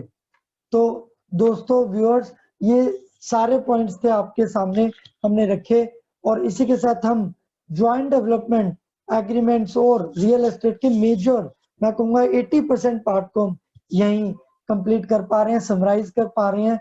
आई होप कि अब आपको क्लैरिटी बन गई होगी कि कब लाइबिलिटी है, क्या लाइबिलिटी है, न्यूज स्कीम में कैसे चलना है, क्या रेट्स हैं, क्या नोटिफिकेशन है, किसके ऊपर रिवर्स चार्ज की लाइबिलिटी है, कब पे करना है, सीसी क्या है, ओसी क्या है, सारी जो है लाइन आइटम्स या मैं कहूँगा टर्म्स आपको बड़ी क्रिस्टल क्लियर होगी होंगी। एक टर्म हम और डिस्कस करना चाहेंगे आपके साथ, ज्वाइंट वेंचर। किसी ने कहा कि सर ये ज्वाइंट वेंचर क्या ज्वाइंट डेवलपमेंट एग्रीमेंट के इक्विवेलेंट है? क्या ये दोनों टर्म्स सिनोनिमसली यूज कर सकते हैं हम? तो मैं बताना चाहूंगा आपको ये ऐसा नहीं है। ज्वाइंट वेंचर क्या है, ज्वाइंट वेंचर का पर्पस क्या है, क्या क्या एलिमेंट्स ज्वाइंट वेंचर में होनी चाहिए? तो देखिए सबसे पहले आपको बेसिक्स को समझना होगा। ये कुछ कंडीशंस हैं जो एक पर्टिकुलर ज्वाइंट वेंचर एग्रीमेंट में होनी चाहिए। आप ये नहीं कह देंगे कि जो ज्वाइंट डेवलपमेंट एग्रीमेंट है वो ज्वाइंट वेंचर है, या कोई भी पर्टिकुलर एग्रीमेंट एक ज्वाइंट वेंचर एग्रीमेंट है। आपको देखना होगा, पहले आपको समझना होगा कि ज्वाइंट वेंचर एग्रीमेंट में क्या क्या एलिमेंट्स इंक्लूड होते हैं। तो देखिए क्या क्या एलिमेंट इंक्लूड होते हैं। First element, purpose of the joint venture. देखिए जब भी दो पर्सन मिलके कोई पर्टिकुलर स्पेसिफिक प्रोजेक्ट के लिए कोई वेंचर फॉर्म करते हैं, that is known as joint venture. और जो पर्पस है for which joint venture parties have agreed to pool their resources must be clearly specified in the agreement. तो देखिए लेट्स से दो पर्सन्स ए और बी किसी पर्टिकुलर प्रोजेक्ट के लिए मिलते हैं, या लेट्स से कहते हैं कि ट्रेड फेयर में हम पर्टिकुलर एक अपना जो स्टॉल लगाएंगे, तो वो क्लियरली स्पेसिफाई है कि जितने दिन 30 डेज अगर ट्रेड फेयर चलेगा तो वो जो रिसोर्सेज लगा रहे हैं सिर्फ उसी पर्टिकुलर प्रोजेक्ट के लिए लगा रहे हैं। तो उसका पर्पस जो एग्रीमेंट में क्लियरली डिफाइन होना चाहिए। Second, contribution. Each joint venture party has to contribute to the functioning of the joint venture and such contribution can be in the money, in the assets, पर yes contribution has to be there in the joint venture in the pool. और जो proportion है that must be decided among the partner. ऐसा नहीं है कि 50-50 होना चाहिए, it could be 60-40, 70-30, but it must be specified in the agreement itself. तो कंट्रीब्यूशन जो भी होगा वो एग्रीमेंट में स्पेसिफाई होगा। प्रॉफिट लॉसेस को शेयरिंग, ये एक इंपॉर्टेंट एलिमेंट है कि जो एग्रीमेंट को स्पेसिफाई करना चाहिए कि जो भी ज्वाइंट वेंचर वो कर रहे हैं उससे जो भी सेल्स माइनस एक्सपेंसेस, जो भी प्रॉफिट लॉसेस आएंगे वो कैसे कैसे डिस्ट्रीब्यूट करेंगे, कौन कौन एंटाइटल्ड होगा। जनरली जो रेशो होती है वो कई बार देखा गया कि अगर मान लीजिए उन्होंने 60-40 का कंट्रीब्यूशन किया है तो 60-40 वो प्रॉफिट लॉसेस भी शेयर करते हैं, but it might be based on some other criteria, वो एग्रीमेंट में लिखा होगा और that will be mutually decided by both the parties to the agreement. Shivaji, yes yes, इसमें एक पॉइंट और ऐड करना चाहूंगा कि प्रॉफिट या लॉसेस की जगह हम शेयरिंग ऑफ रेवेन्यू भी कर सकते हैं। ज्वाइंट वेंचर के अंदर एक एग्रीमेंट में हम ये भी लिख सकते हैं कि जो रेवेन्यू आएगा हम वो भी शेयर करेंगे। Okay, that either of the मतलब पार्टीज विल डिटरमिन ना। यस यस, दे ये will specify in the agreement. Agreement के अंदर जो है ये 5 पॉइंट्स होने बहुत जरूरी हैं, तभी जाके वो जॉइंट वेंचर की डेफिनेशन फुलफिल कर पाएगा। सिर्फ दो एलिमेंट और मैं आपके साथ डिस्कस कर दे रहा हूँ, उसके बाद हम चलेंगे केस लॉ के ऊपर। Fourth one is management. तो देखिए जो success of the joint venture है वो डिपेंड करती है कि कितने अच्छे से आप मैनेज कर पा रहे हैं day to day operation of the joint venture. A delegation और authority, decision making rights, duties, तो सारी चीजें क्लियरली जो है डिफाइंड होती है। Proper management is one of the part of the joint venture agreement and the last but not the least is the termination. Joint venture may be formed with specified time duration or on continuing basis. Whatever may be the scenario, agreement में mention होना चाहिए। Generally ये एक particular short time के लिए होता है, specific duration के लिए होता है, but it might be on a continuing basis. तो ये 5 elements का होना किसी भी particular joint venture के agreement में होना बहुत जरूरी है, जिसके बेस पे अगर किसी एग्रीमेंट को नेम कर दिया ज्वाइंट डेवलपमेंट से और उसमें कलरिंग है ज्वाइंट वेंचर की, तो फर्दर हम केस स्टडी में देखेंगे, merely naming it as joint venture do not make it as a joint venture. You have to analyze the elements of the joint venture, whether these particular conditions are existing in particular agreement. If yes, then it's a joint venture. If not, then we have to see what is the nature of the agreement. मैं अब discuss करना चाहूंगा और प्रांशु भैया को भी कहूंगा कि वो मेरे साथ फकीरचंद गुलाटी, जो कि एक लैंडमार्क जजमेंट आई थी by the honourable supreme court, जिसमें कि उन्होंने डिस्कस किया था, उन्होंने बताया था कि क्या क्या कंडीशंस इंपॉर्टेंट है in order to qualify as a joint venture. Pranshu भैया, मैं चाहूंगा कि आप इस जजमेंट में अपने व्यूज जरूर शेयर करें। ऑल्दो ये जो फकीरचंद गुलाटी की जो जजमेंट आई थी वर्सेस उपल एजेंसीज, ये कहीं ना कहीं कंज्यूमर कंप्लेन को लेके थी, कंज्यूमर कंप्लेन को लेके थी कि कोई एग्रीमेंट ज्वाइंट डेवलपमेंट एग्रीमेंट किया गया था लैंड ओनर और जो है प्रमोटर के बीच में, जिसमें कि लैंड प्रमोटर ने कुछ एक ऑब्लिगेशंस जो है वो फाइल जो फुलफिल नहीं किए थे टाइमली मैनर में, तो लैंड ओनर ने कंप्लेन की थी प्रमोटर के अगेंस्ट। तो जो अपना डिस्ट्रिक्ट कमीशन और नेशनल कमीशन था, उन्होंने ये व्यू दिया था कि ये जो पर्टिकुलर एग्रीमेंट है इसमें कोई सर्विस प्रोवाइडर या सर्विस रिसीवर नहीं है, जिसकी वजह से उन्होंने इस पर्टिकुलर केस को out of the preview of this complaint कहा था। फिर सुप्रीम कोर्ट ने कुछ एक पर्टिकुलर एग्रीमेंट को पढ़ा और क्या कहा देखते हैं। In a true joint venture agreement between the land owner and promoter, the landowner is a true partner or co-adventurer in the venture, where landowner has a control in the construction, वो participate करता है in the business and management of the joint venture and has a share in the profit and loss of the venture. In such a case, landowner is not a consumer, nor is the other co-venturer in the joint venture a service provider. Landowner himself is responsible for the construction of a co-adventurer in the venture. Therefore, use of the word joint venture or the collaboration in the title of an agreement or even in the body of the agreement will not make the transaction of a joint venture if there are no provisions for the shared control of interest or enterprise or shared liability for losses. तो प्रांशु भैया, मैं आपके सामने रखना चाहूंगा, मैं आपसे discuss करना चाहूंगा कि फकीरचंद गुलाटी के केस में सुप्रीम कोर्ट ने कहा था कि इसमें शेयर कंट्रोल नहीं है, इसमें जो है लॉसेस की लायबिलिटी डिटरमिन नहीं है। ये नहीं लिखा गया था एग्रीमेंट में कि अगर कोई लॉसेस आ जाते तो क्या वो लैंड ओनर भी बियर करेगा, प्रमोटर भी बियर करेगा। तो उन पर्टिकुलर केसेस में इसको हम जॉइंट वेंचर का टाइटल नहीं कह सकते हैं, इस ट्रांजैक्शन को नहीं कह सकते, हम जॉइंट वेंचर का टाइटल नहीं दे सकते हैं। तो प्रांशु भी, आपके क्या व्यूज है इस particular supreme court landmark judgment जो आई थी फकीरचंद गुलाटी के केस में? हाँ जी शिवाजी, ये केस लॉ जो है ना किसी जीएसटी का है ना इनकम टैक्स का है, ये कंज्यूमर एक्ट का था केस जो सुप्रीम कोर्ट में गया। तो इस केस में सुप्रीम कोर्ट ने बाहर फॉरेन के एक्ट्स, फॉरेन की डिक्शनरीज, फॉरेन के रूल्स, वहां पे पूरा केस लॉ उन्होंने डिस्कस कर रखा है कि वहां से डेफिनेशन ले रखी है कि जॉइंट वेंचर क्या होता है, इसके अंदर क्या एलिमेंट्स होने चाहिए, कैसे कैसे एग्रीमेंट होना चाहिए, क्या लिखा होना चाहिए। क्योंकि ये है कि एक अगर आप एग्रीमेंट प्रॉपर नहीं मेंटेन करोगे तो आप लायबिलिटी आप कैलकुलेट कैसे करेंगे, किसकी क्या लायबिलिटी क्या बनती है, किसका क्या इफेक्ट आता है उस लायबिलिटी के ऊपर।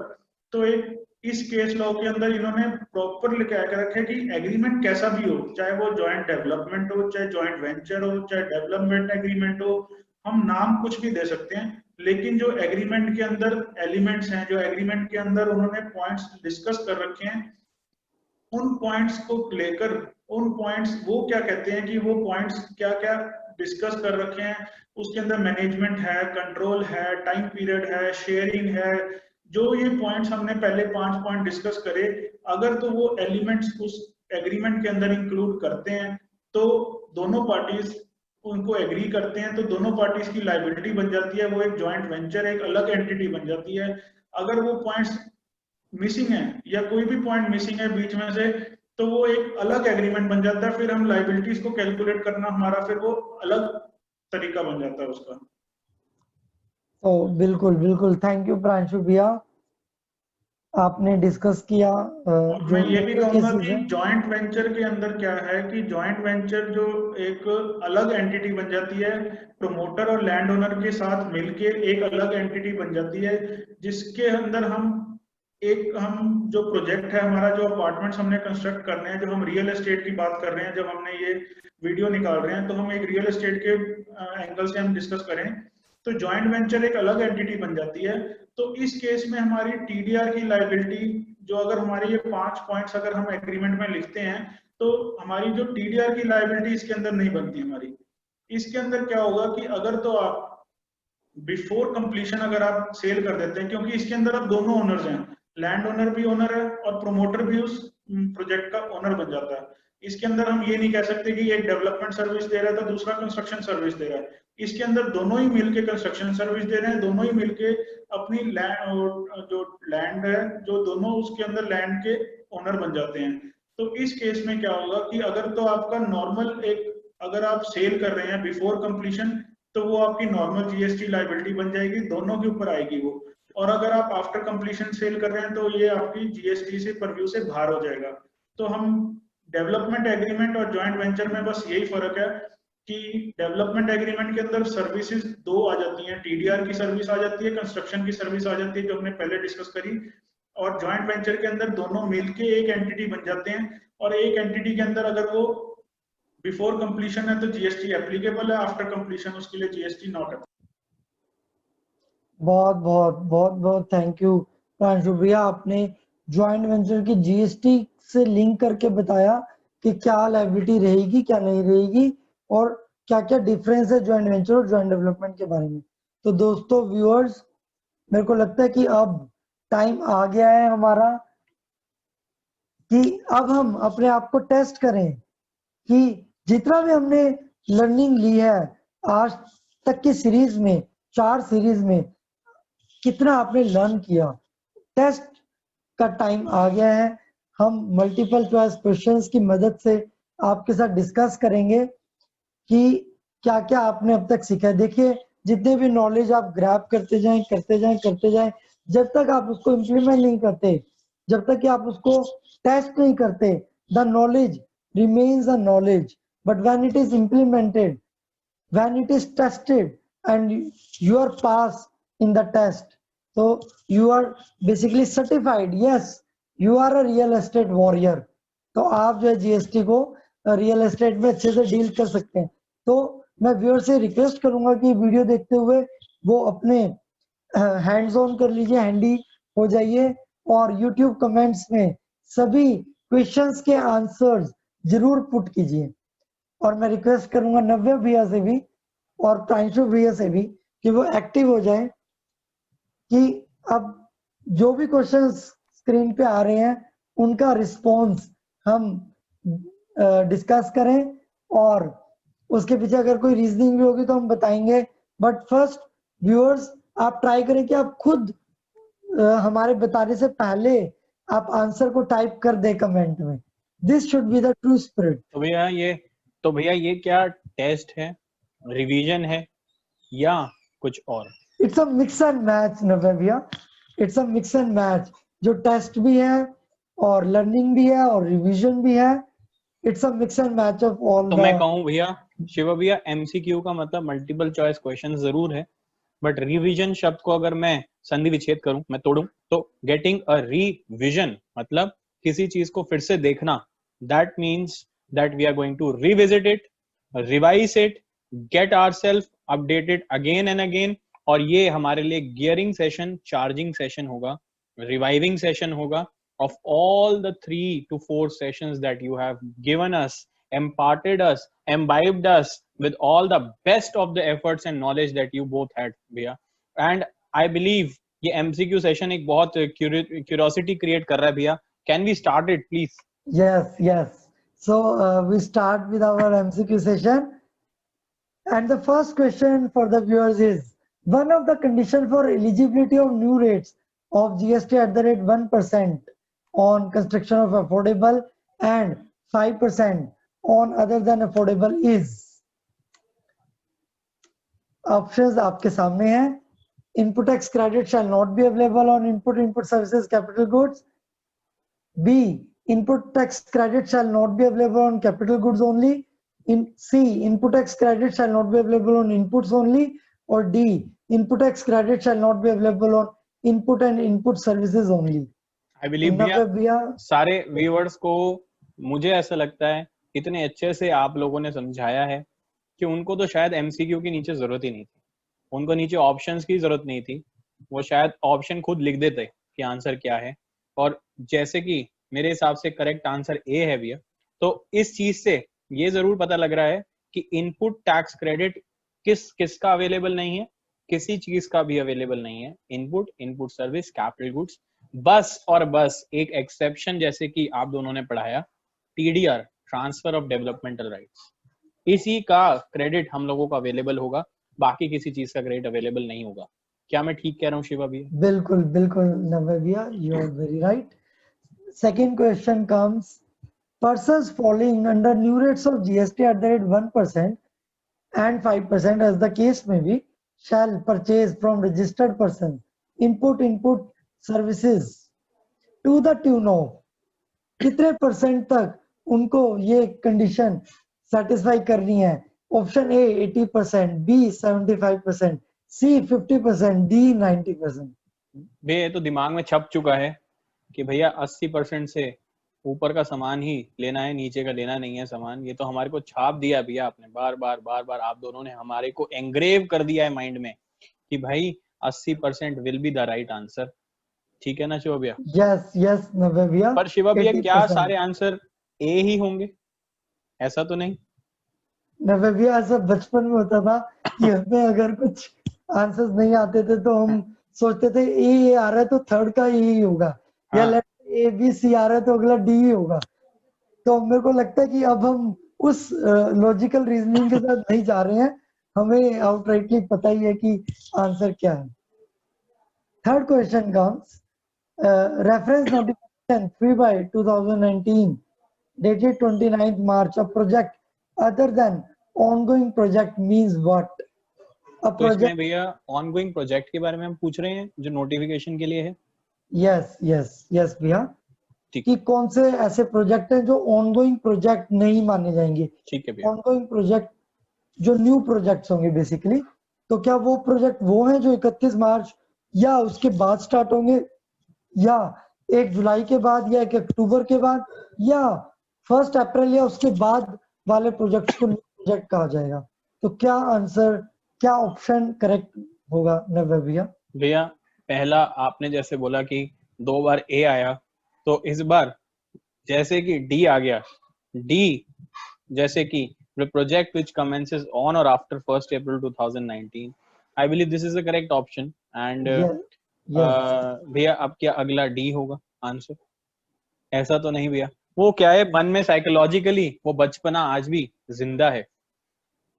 ए डी डी या ए बी सी डी. तो मेरे को लगता नहीं है ना भैया कि व्यूअर्स को मतलब इन रीजनिंग के लिए जाना पड़ रहा होगा. उनको रीजनिंग ना करके उनको आउटराइटली पता है कि न्यू प्रोजेक्ट्स वो है जो 1 अप्रैल 2019 या उसके बाद स्टार्ट हुआ. भैया मेरे को ये बात तो पता है कि व्यूअर्स को ऑप्शंस की जरूरत ही नहीं पड़ रही होगी. फॉर श्योर आप लोगों ने इतना डेप्थ, इतना डीपली हम लोगों को, मैं कहूँगा हाथ पकड़कर चलना सिखाया, और आज हम इस वजह से दौड़ पा रहे हैं. All hats off and all credits to both of you. Thank you. Thank you Navya bhaiya. Going forward to the next question, reference notification 3/2019 and 7/2019, जिसमें कि शॉर्टफॉल अगर होता है 80% का, अगर आपने 80% शॉर्टफॉल हो गया है आपने रजिस्टर्ड से परचेज नहीं किया है तो आपको आरसीएम पे करना है बाय द बिल्डर। किस रेट से पे करना है? फर्स्ट ऑप्शन 18%, सेकंड 28%, सी जो भी उस गुड्स और सर्विसेज का रेट होगा, और डी नील।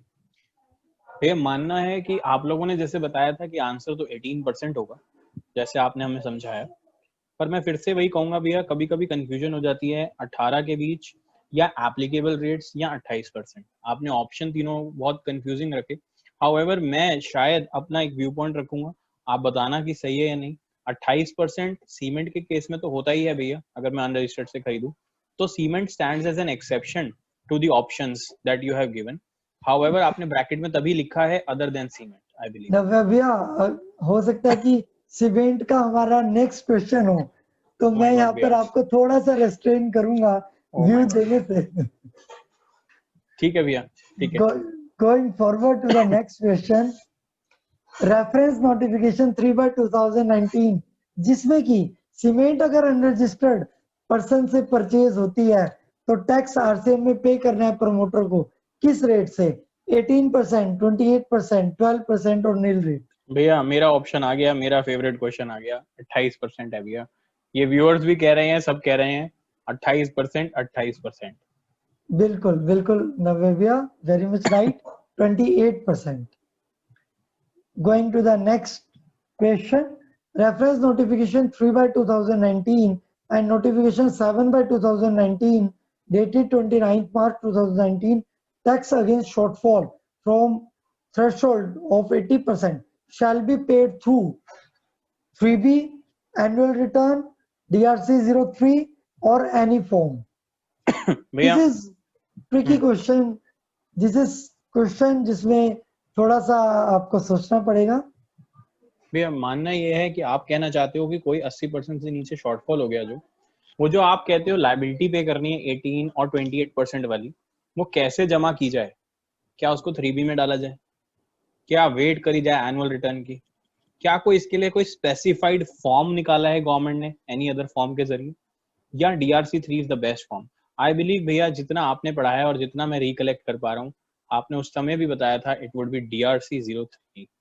DRC 3 जो कि थर्ड ऑप्शन है, मतलब वही मेरे हिसाब से सही होना चाहिए, बाकी आप लोग गाइड करेंगे। यस यस नव्या भैया, you have stated the correct answer. तो मैं ये कहूंगा भैया, इसका मतलब हमें इस चीज का काफी ध्यान रखना है कि जब भी लायबिलिटी पे करनी है 18 या 28% की, सीमेंट के केस में 28, other than cement 18%, that has to be paid through DRC 03। That's a voluntary payment form एक तरह से, जिसमें आप इसको जाकर पे कर सकते हैं। Going to the next question, under the new rates of GST at the rate 1% and 5%, ITC will not be available. Treatment of ITC will be as under. क्या ट्रीटमेंट रहेगा?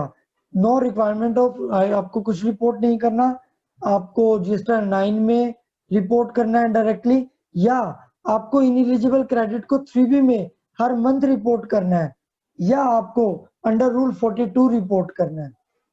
तो नव्या भैया, अभी हमने recently other compliance point discuss भी किए थे, तो आई होप आप व्यूअर्स जो राइट आंसर बता पाएंगे। नव्या भैया मैं जितना समझ पा रहा हूँ व्यूअर्स के थॉट प्रोसेसेस को, उन्होंने सीधा सीधा बिना ऑप्शन पढ़े ही बता दिया था कि ITC not availed shall be reported every month by reporting in the same month as ineligible in the GSTR 3B।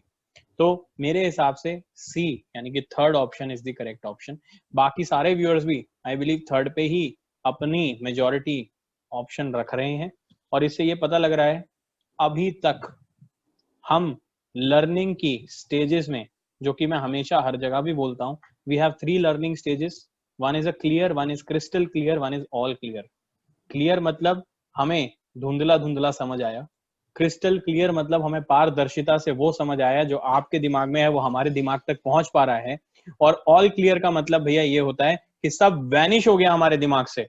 तो आप लोगों ने हमें क्रिस्टल क्लियर पारदर्शिता वाली स्टेज पे रखा है, आपने उससे ऊपर नहीं रखा। आपने वहां मैं कहूंगा 99 भी नहीं 100% लेवल अचीव किया है। तो C is the correct option. With this भैया आई rest my option to you. Yes, yes, correct answer. Going to the next question. TDR and TDR FSI in long-term lease for the project commencing from 1st April 2019. The following treatment shall apply. जो liability है वो land owner के ऊपर होगी under forward charge, option A. Option B 75-25 की ratio में होगी landlord और बिल्डर पे। Option C liability to pay tax shall be shifted from land owner to the builder under RCM. Option D 50-50% होगी। मतलब तो- आप कहना चाह रहे हैं भैया कि 1 अप्रैल के बाद क्या ऐसा नया शिफ्ट आया टैक्स स्ट्रक्चर्स में, क्या लाइबिलिटीज में शिफ्ट आया? क्या लाइबिलिटी में शिफ्ट आया, और जो टीडीआर की हम बात कर रहे थे जो कि लैंड ओनर के ऊपर होगी लाइबिलिटी पे करने की, या बिल्डर पे होगी, या रेशियोज में होगी, या 100% बिल्डर पे होगी। भैया फिर तो RCM मैं यही कहूंगा कि यही तो नई चीज, यही तो आपने, मुझे आज भी याद है पहली वीडियो में बताया था कि भैया मैं आज आपका बेस फाउंडेशन लेट डाउन कर रहा हूँ, नींव डाल के जा रहा हूँ। यही तो नींव वाले दिन बताया गया था कि ये नया कॉन्सेप्ट आया है कि the liability to pay shall be shifted from land owner to builder under RCM. That is correct C point. Navya. C point, C option is very correct. Going to the next question.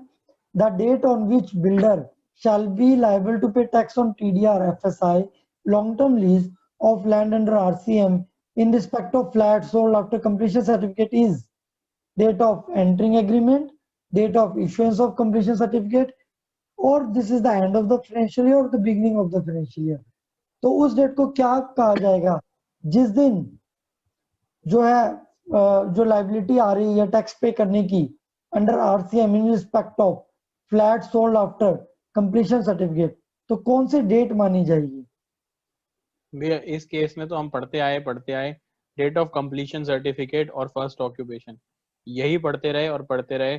Finally ऐसा लगता है कि real estate पढ़ता हूँ तो दिखता है CC या ओसी फर्स्ट ऑक्यूपेशन जो मैं मान के चलता हूँ, तो इन दो को ही मैं मानता हूँ कि रियल एस्टेट है। तो completion certificate B is the correct option as per my understanding. Correct Navya, you are always right, we can say. Going to the next question. Taxability of the ready to move properties for which completion certificate are issued are 18% GST applicable, exempt supplies, non-GST supplies और nil rated supplies. Ready to move properties जिसका completion certificate issue हो चुका है उसको आप completed property को आप cell करते हो, तो वो कौन सी supplies हैं? नव्या, over to you. भैया इसमें मैं ये मान के चल रहा हूँ कि आप ये कहना चाह रहे हो वो शेड्यूल 3 की एक सप्लाई की तरह है, ठीक है? Yes. मैं ये मानना चाह रहा हूँ सर, मैं जब एग्जेम्प्ट की डेफिनेशन पढ़ता हूँ तो वो कहता है it includes non taxable supplies.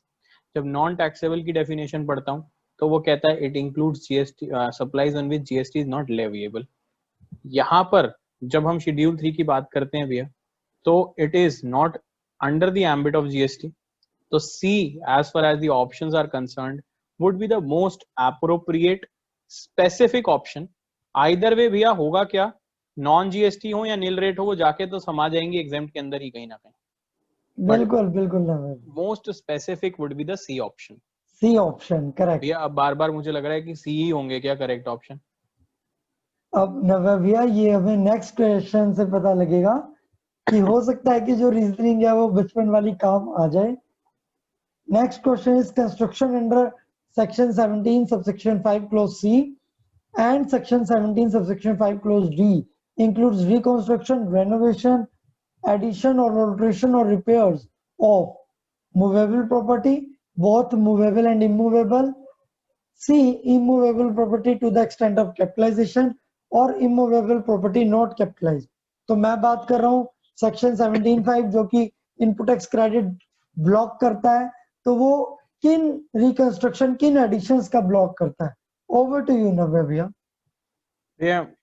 हमने ये 17(5) में पढ़ा कि any capex capitalised expense is not allowed as an input tax credit, whereas the construction includes reconstruct, renovation, addition and alterations to the extent of capitalization. I believe ये section में expressively provided है तो मैं मान के चल रहा हूँ to the extent of capitalization C, और जो मेरी थॉट प्रोसेस जो बचपन वाली है कि अगर सी चल रहा है तो सी आई जा रहे हैं ऑप्शन, उसको भी वैलिडेट करना चाहिए। करेक्ट करेक्ट नंबर भैया, इसमें आपकी बचपन की रीजनिंग और आपकी लॉजिकल रीजनिंग दोनों काम किया है, and correct answer is C. Yes, going to the next question. Works contract under GST means contract for building, construction, fabrication, completion, erection, installation, fitting, improvement, modification, repair, maintenance, renovation, alteration, or commissioning, or of any movable property or immovable property where transfer of the goods is involved in the execution of contract. C, immovable and movable where transfer of property and goods is involved in the contract. D, none of the above. भैया इस case में तो मैं यही मान के चलूंगा कि B would be the appropriate option since immovable property where the transfer of property and goods is involved in the execution of such contract would be the most appropriate option as far as my understanding. Yes yes Navya भैया, और आप ये बात भी feel कर रहे होंगे कि कहीं ना कहीं हम इन एमसीक्यूज के माध्यम से वर्क्स कॉन्ट्रैक्ट की पूरी डेफिनेशन को रिवाइज कर पा रहे हैं। कि हमने डिस्कस किया था जब प्रांशु भैया ने बताया था कि वर्क्स कॉन्ट्रैक्ट और कंस्ट्रक्शन सर्विस में क्या डिफरेंस है, तो उन्होंने स्पेसिफिकली बताया था कि वर्क्स कॉन्ट्रैक्ट में बिल्डिंग, कंस्ट्रक्शन और फैब्रिकेशन, कंस्ट्रक्शन बताया था कि उसका एक पार्ट है, वर्क्स कॉन्ट्रैक्ट एक सुपर सेट है, कंस्ट्रक्शन इज अ सबसेट। ये सारी चीजें हमने डिस्कस की थी कि ये इमूवेबल प्रॉपर्टी का ही होता है, और इसमें प्रॉपर्टी इन गुड्स की इन्वॉल्वमेंट का होना, एग्जीक्यूशन ऑफ द कॉन्ट्रैक्ट में इन्वॉल्वमेंट होता है, तभी ये वर्क्स कॉन्ट्रैक्ट की डेफिनेशन में आता है। तो आप फील कर पा रहे होंगे कि इन एमसीक्यूज के जरिए आप रिकैप्चुलेट कर पा रहे हो, रिलेट कर पा रहे हो जो कि हमने सीरीज में स्टडी किया था, और आप रिवाइज भी इनको कर पा रहे होंगे।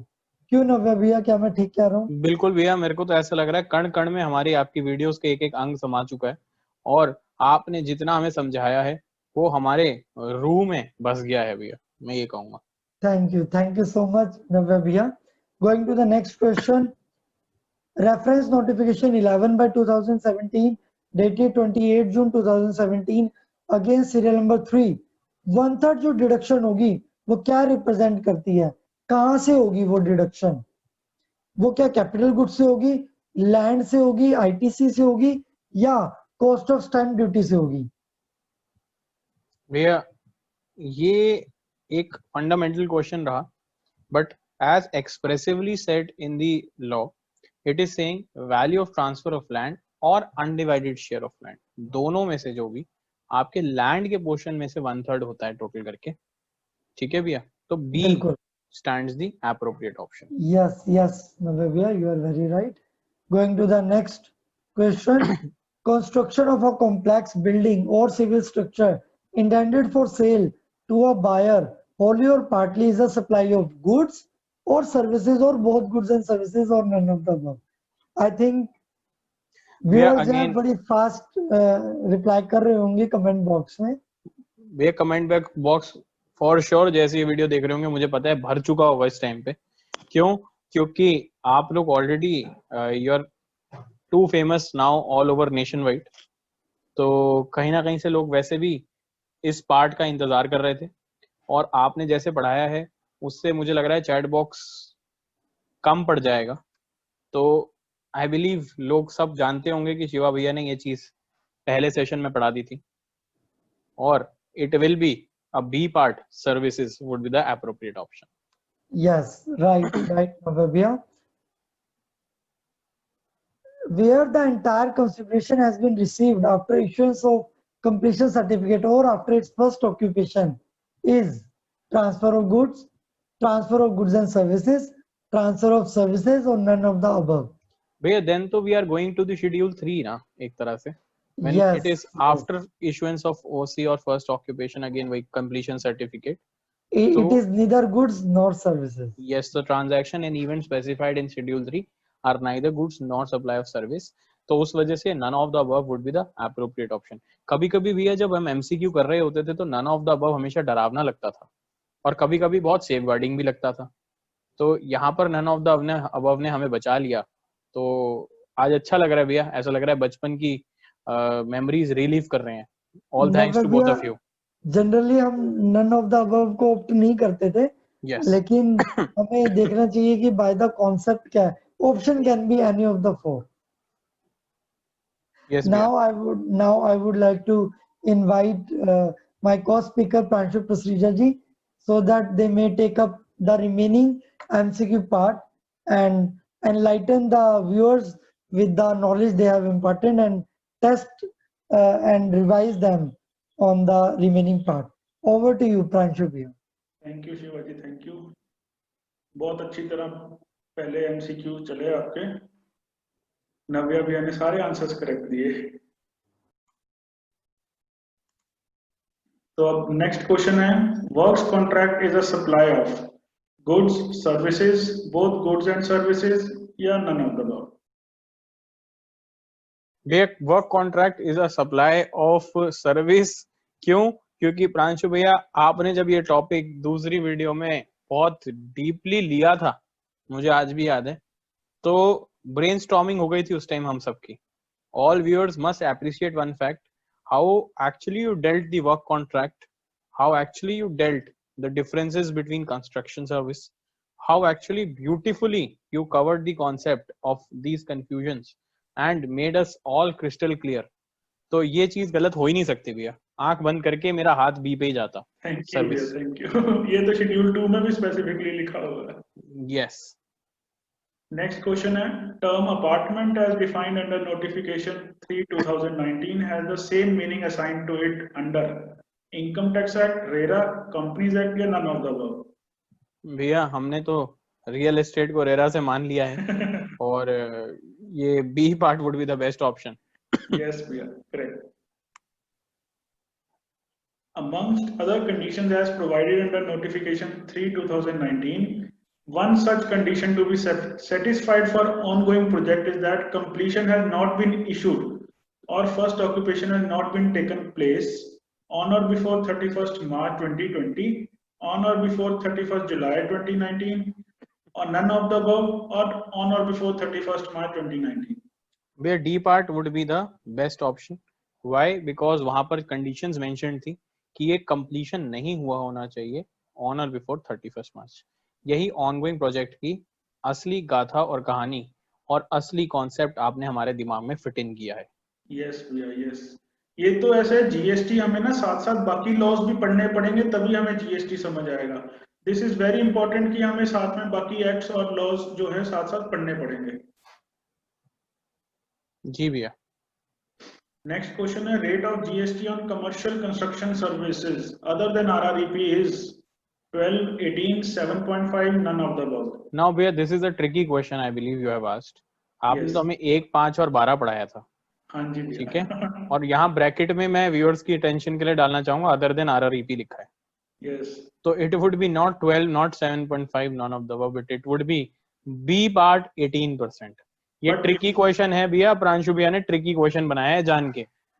इफेक्टिव रेट जो होगा वो 12 होगा जो हमने Yes. डिस्कस किया था, but it is without deducting 1/3 deduction. Yes. और यहाँ पर स्पेसिफिकली ना कोई स्टार लगाया ना कुछ लगाया, तो इससे हम कंफ्यूज हो गए. ठीक बात है. नेक्स्ट क्वेश्चन है, rate of GST on commercial construction services in RREP. लो भैया, अब इफेक्टिव यहाँ पर देखो, और ये सब हमने आज ही इन्होंने रेट भी रिवाइज कराए हैं सारे हमें. ये गलत नहीं हो सकता. 7.5% C would be the appropriate option. Correct भैया, correct.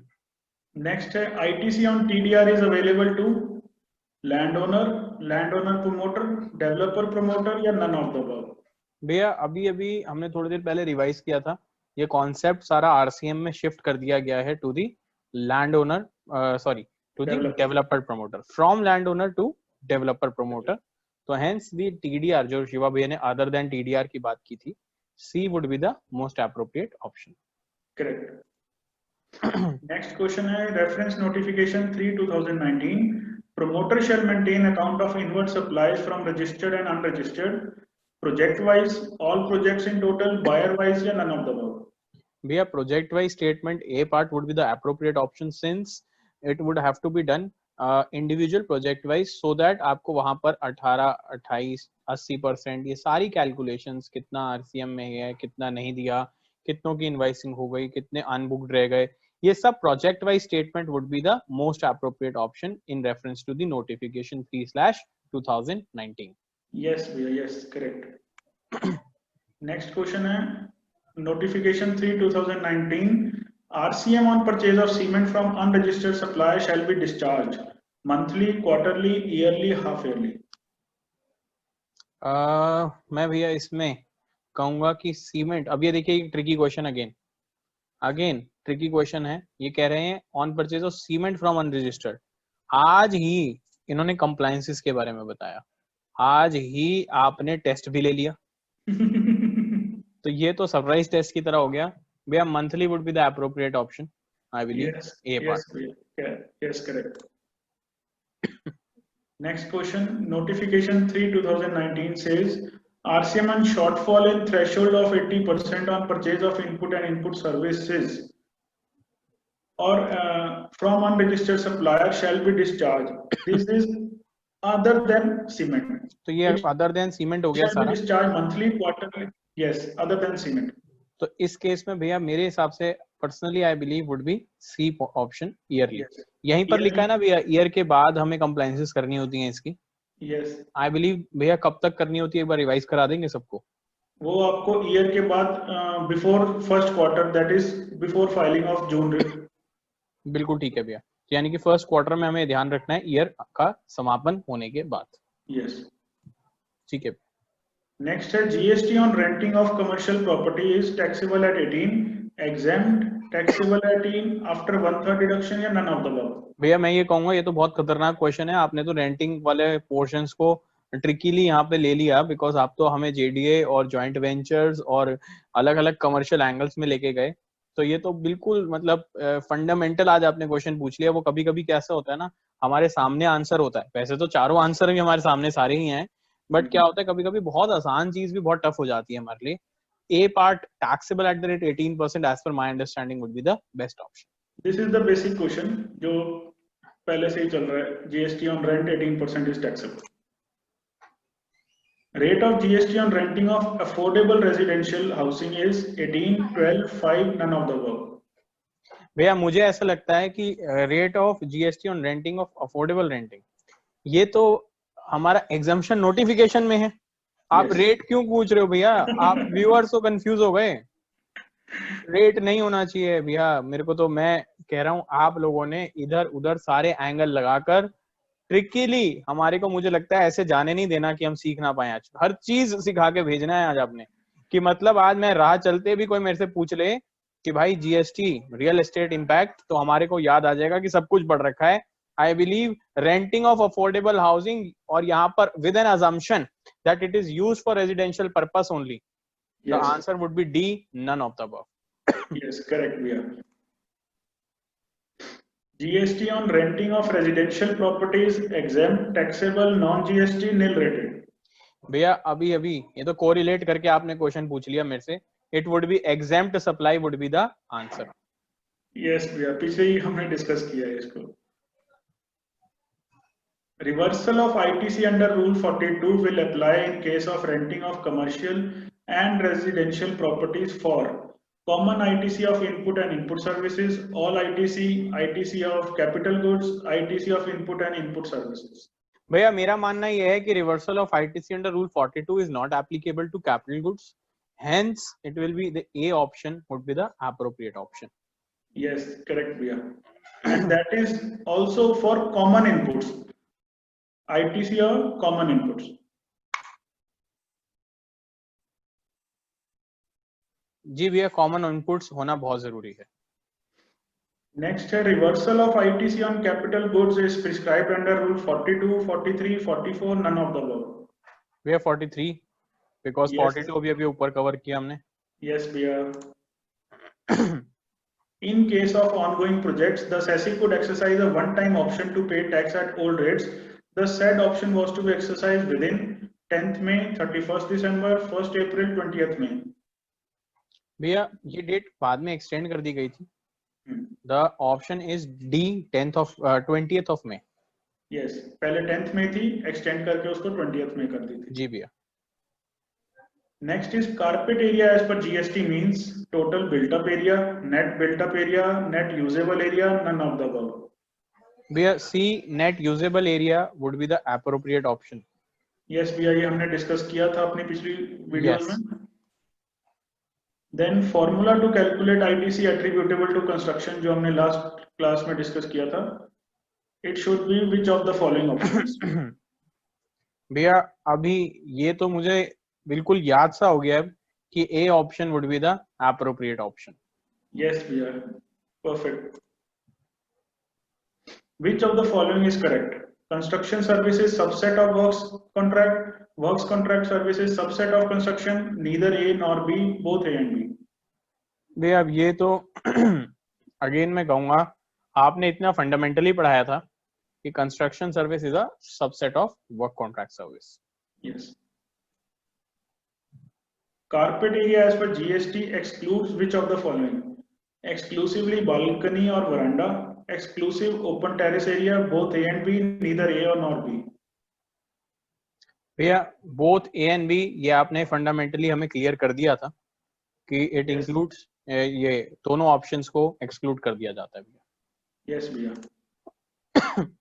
Schedule 3 para 5 includes sale of land and sale of building subject to para 5 or schedule 2, lease or license of land or building subject to para 5, both A and B, neither A nor B. भैया sale of land A option would be the appropriate option. Yes भैया, ये हमने discuss किया था बहुत detail में। GST liability in case of joint venture किसके ऊपर आती है? Land owner, promoter, both A and B jointly, either A और बी। भैया both A and B jointly and severally यहाँ पर लायबिलिटी दोनों की रेज होती है। करेक्ट भैया। And thank you so much.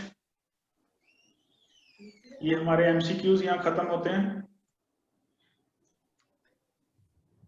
With this Pranshu भैया, हमारा जो आज का 4th सीरीज रियल एस्टेट की जो सीरीज थी जीएसटी पे, सभी व्यूअर्स ने बहुत अच्छे से क्वेश्चंस का आंसर दिया। आई रियली होप दैट सभी ने करेक्ट आंसर दिया होगा, क्योंकि कोई भी बहुत ज्यादा टफ क्वेश्चंस नहीं थे।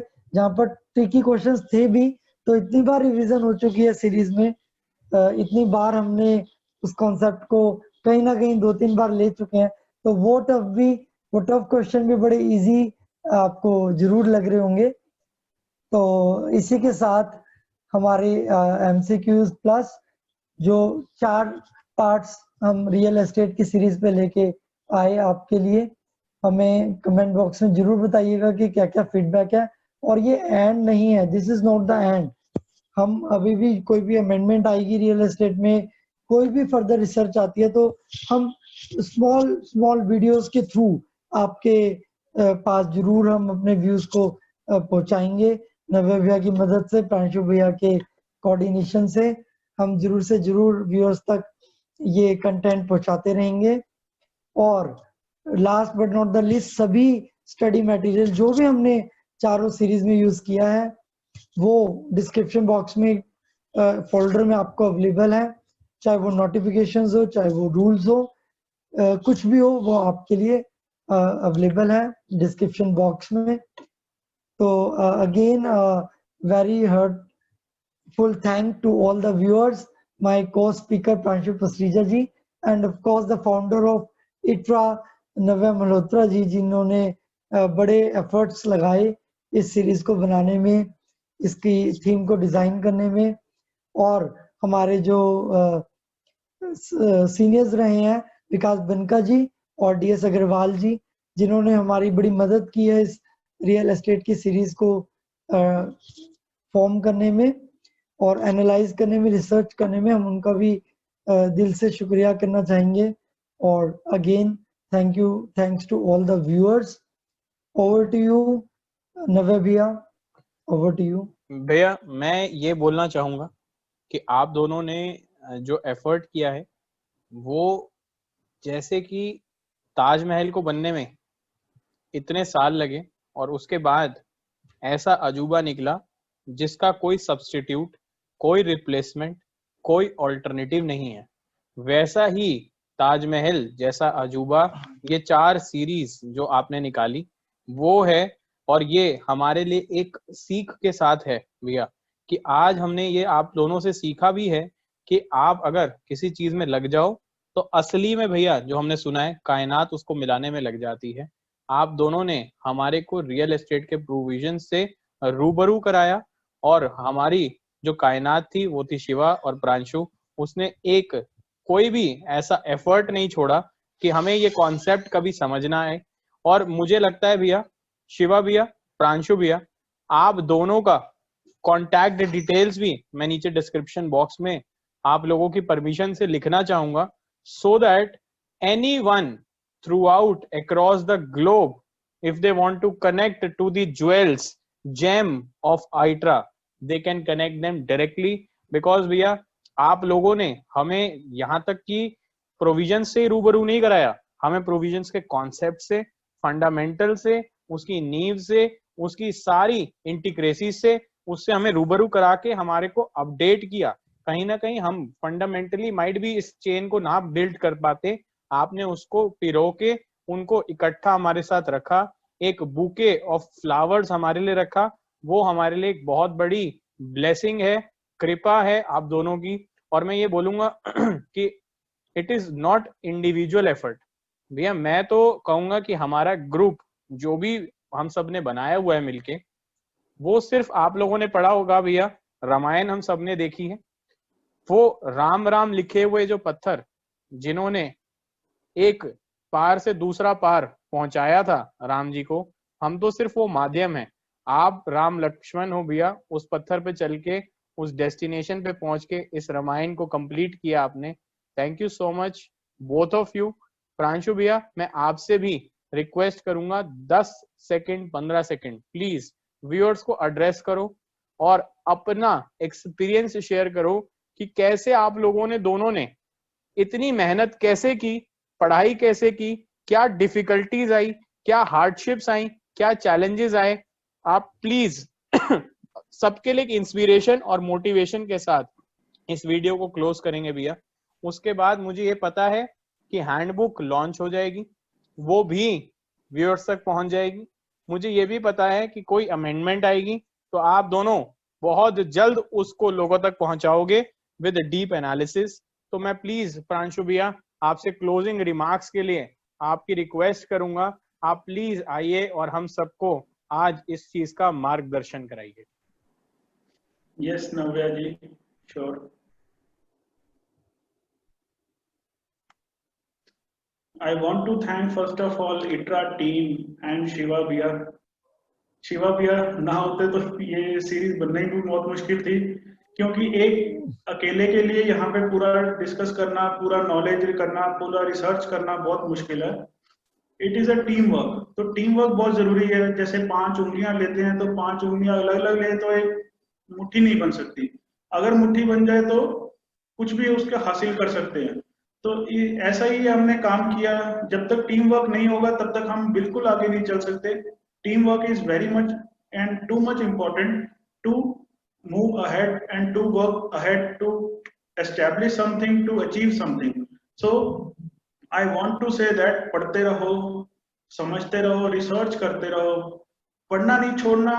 मुश्किलें बहुत आती है तो कभी हारना मत, हमेशा एक्सेल करोगे जब तक आप अपनी मेहनत के साथ, लगन के साथ आगे बढ़ते रहोगे। Thank you so much, thank you everyone. Navya भैया, it's a pleasure for me also कि मुझे प्रांशु भैया का साथ मिला इस रिसर्च को करने में। At the same time, you must have a vision, or we are always there to serve the community. We are always there to help the community. तो आपको परमिशन की जरूरत नहीं है किसी भी। You can right away put our contact numbers, our mail IDs. Whosoever want to contact can freely contact. Not an issue, not at all. Even we are here to help, we are here to serve, we are at the service of the learned community or the learned members or the students, whosoever is viewing the this series. We are at your service, and special thanks to ITRA again and Navya for your inspiration and support. without which it would not have been possible for us to launch this series. Again, a special thanks to you. With this, we'd like to again thank God, thank each and everyone of you viewing this video for your patient hearing, and of course all of participants here. तो मैं Thank you. मैं इस vision के साथ बिल्कुल closing करूंगा, हाथ जोड़ के नमस्कार. Thank you so much to all of you who have watched the videos, who have watched the series. Stay tuned with ITRA Group. Stay connected with Shiva and Pranshu. Stay updated with all of us. आज एक last आपके साथ thought बोलूंगा. इस series से हमने एक चीज सीख लिया, पेशेंस से पढ़ो, पेशेंट मत बनो. पेशेंस से पढ़ो, पेशेंट मत बनो, शिवा और प्रांशु जैसे बनो. ये चीज के साथ हाथ जोड़ के नमस्कार. All the best, take care. मैं दुआ करूंगा आप सबके घर में सबके सब लोग ठीक रहें, सबके सब लोग कुशल मंगल से रहें, और हम सब मिलके इस जर्नी को सरवाइव करके बहुत आगे निकल पाएं. बहुत बहुत धन्यवाद आप सबका. Thank you so much for connecting. Have a wonderful day ahead. Thank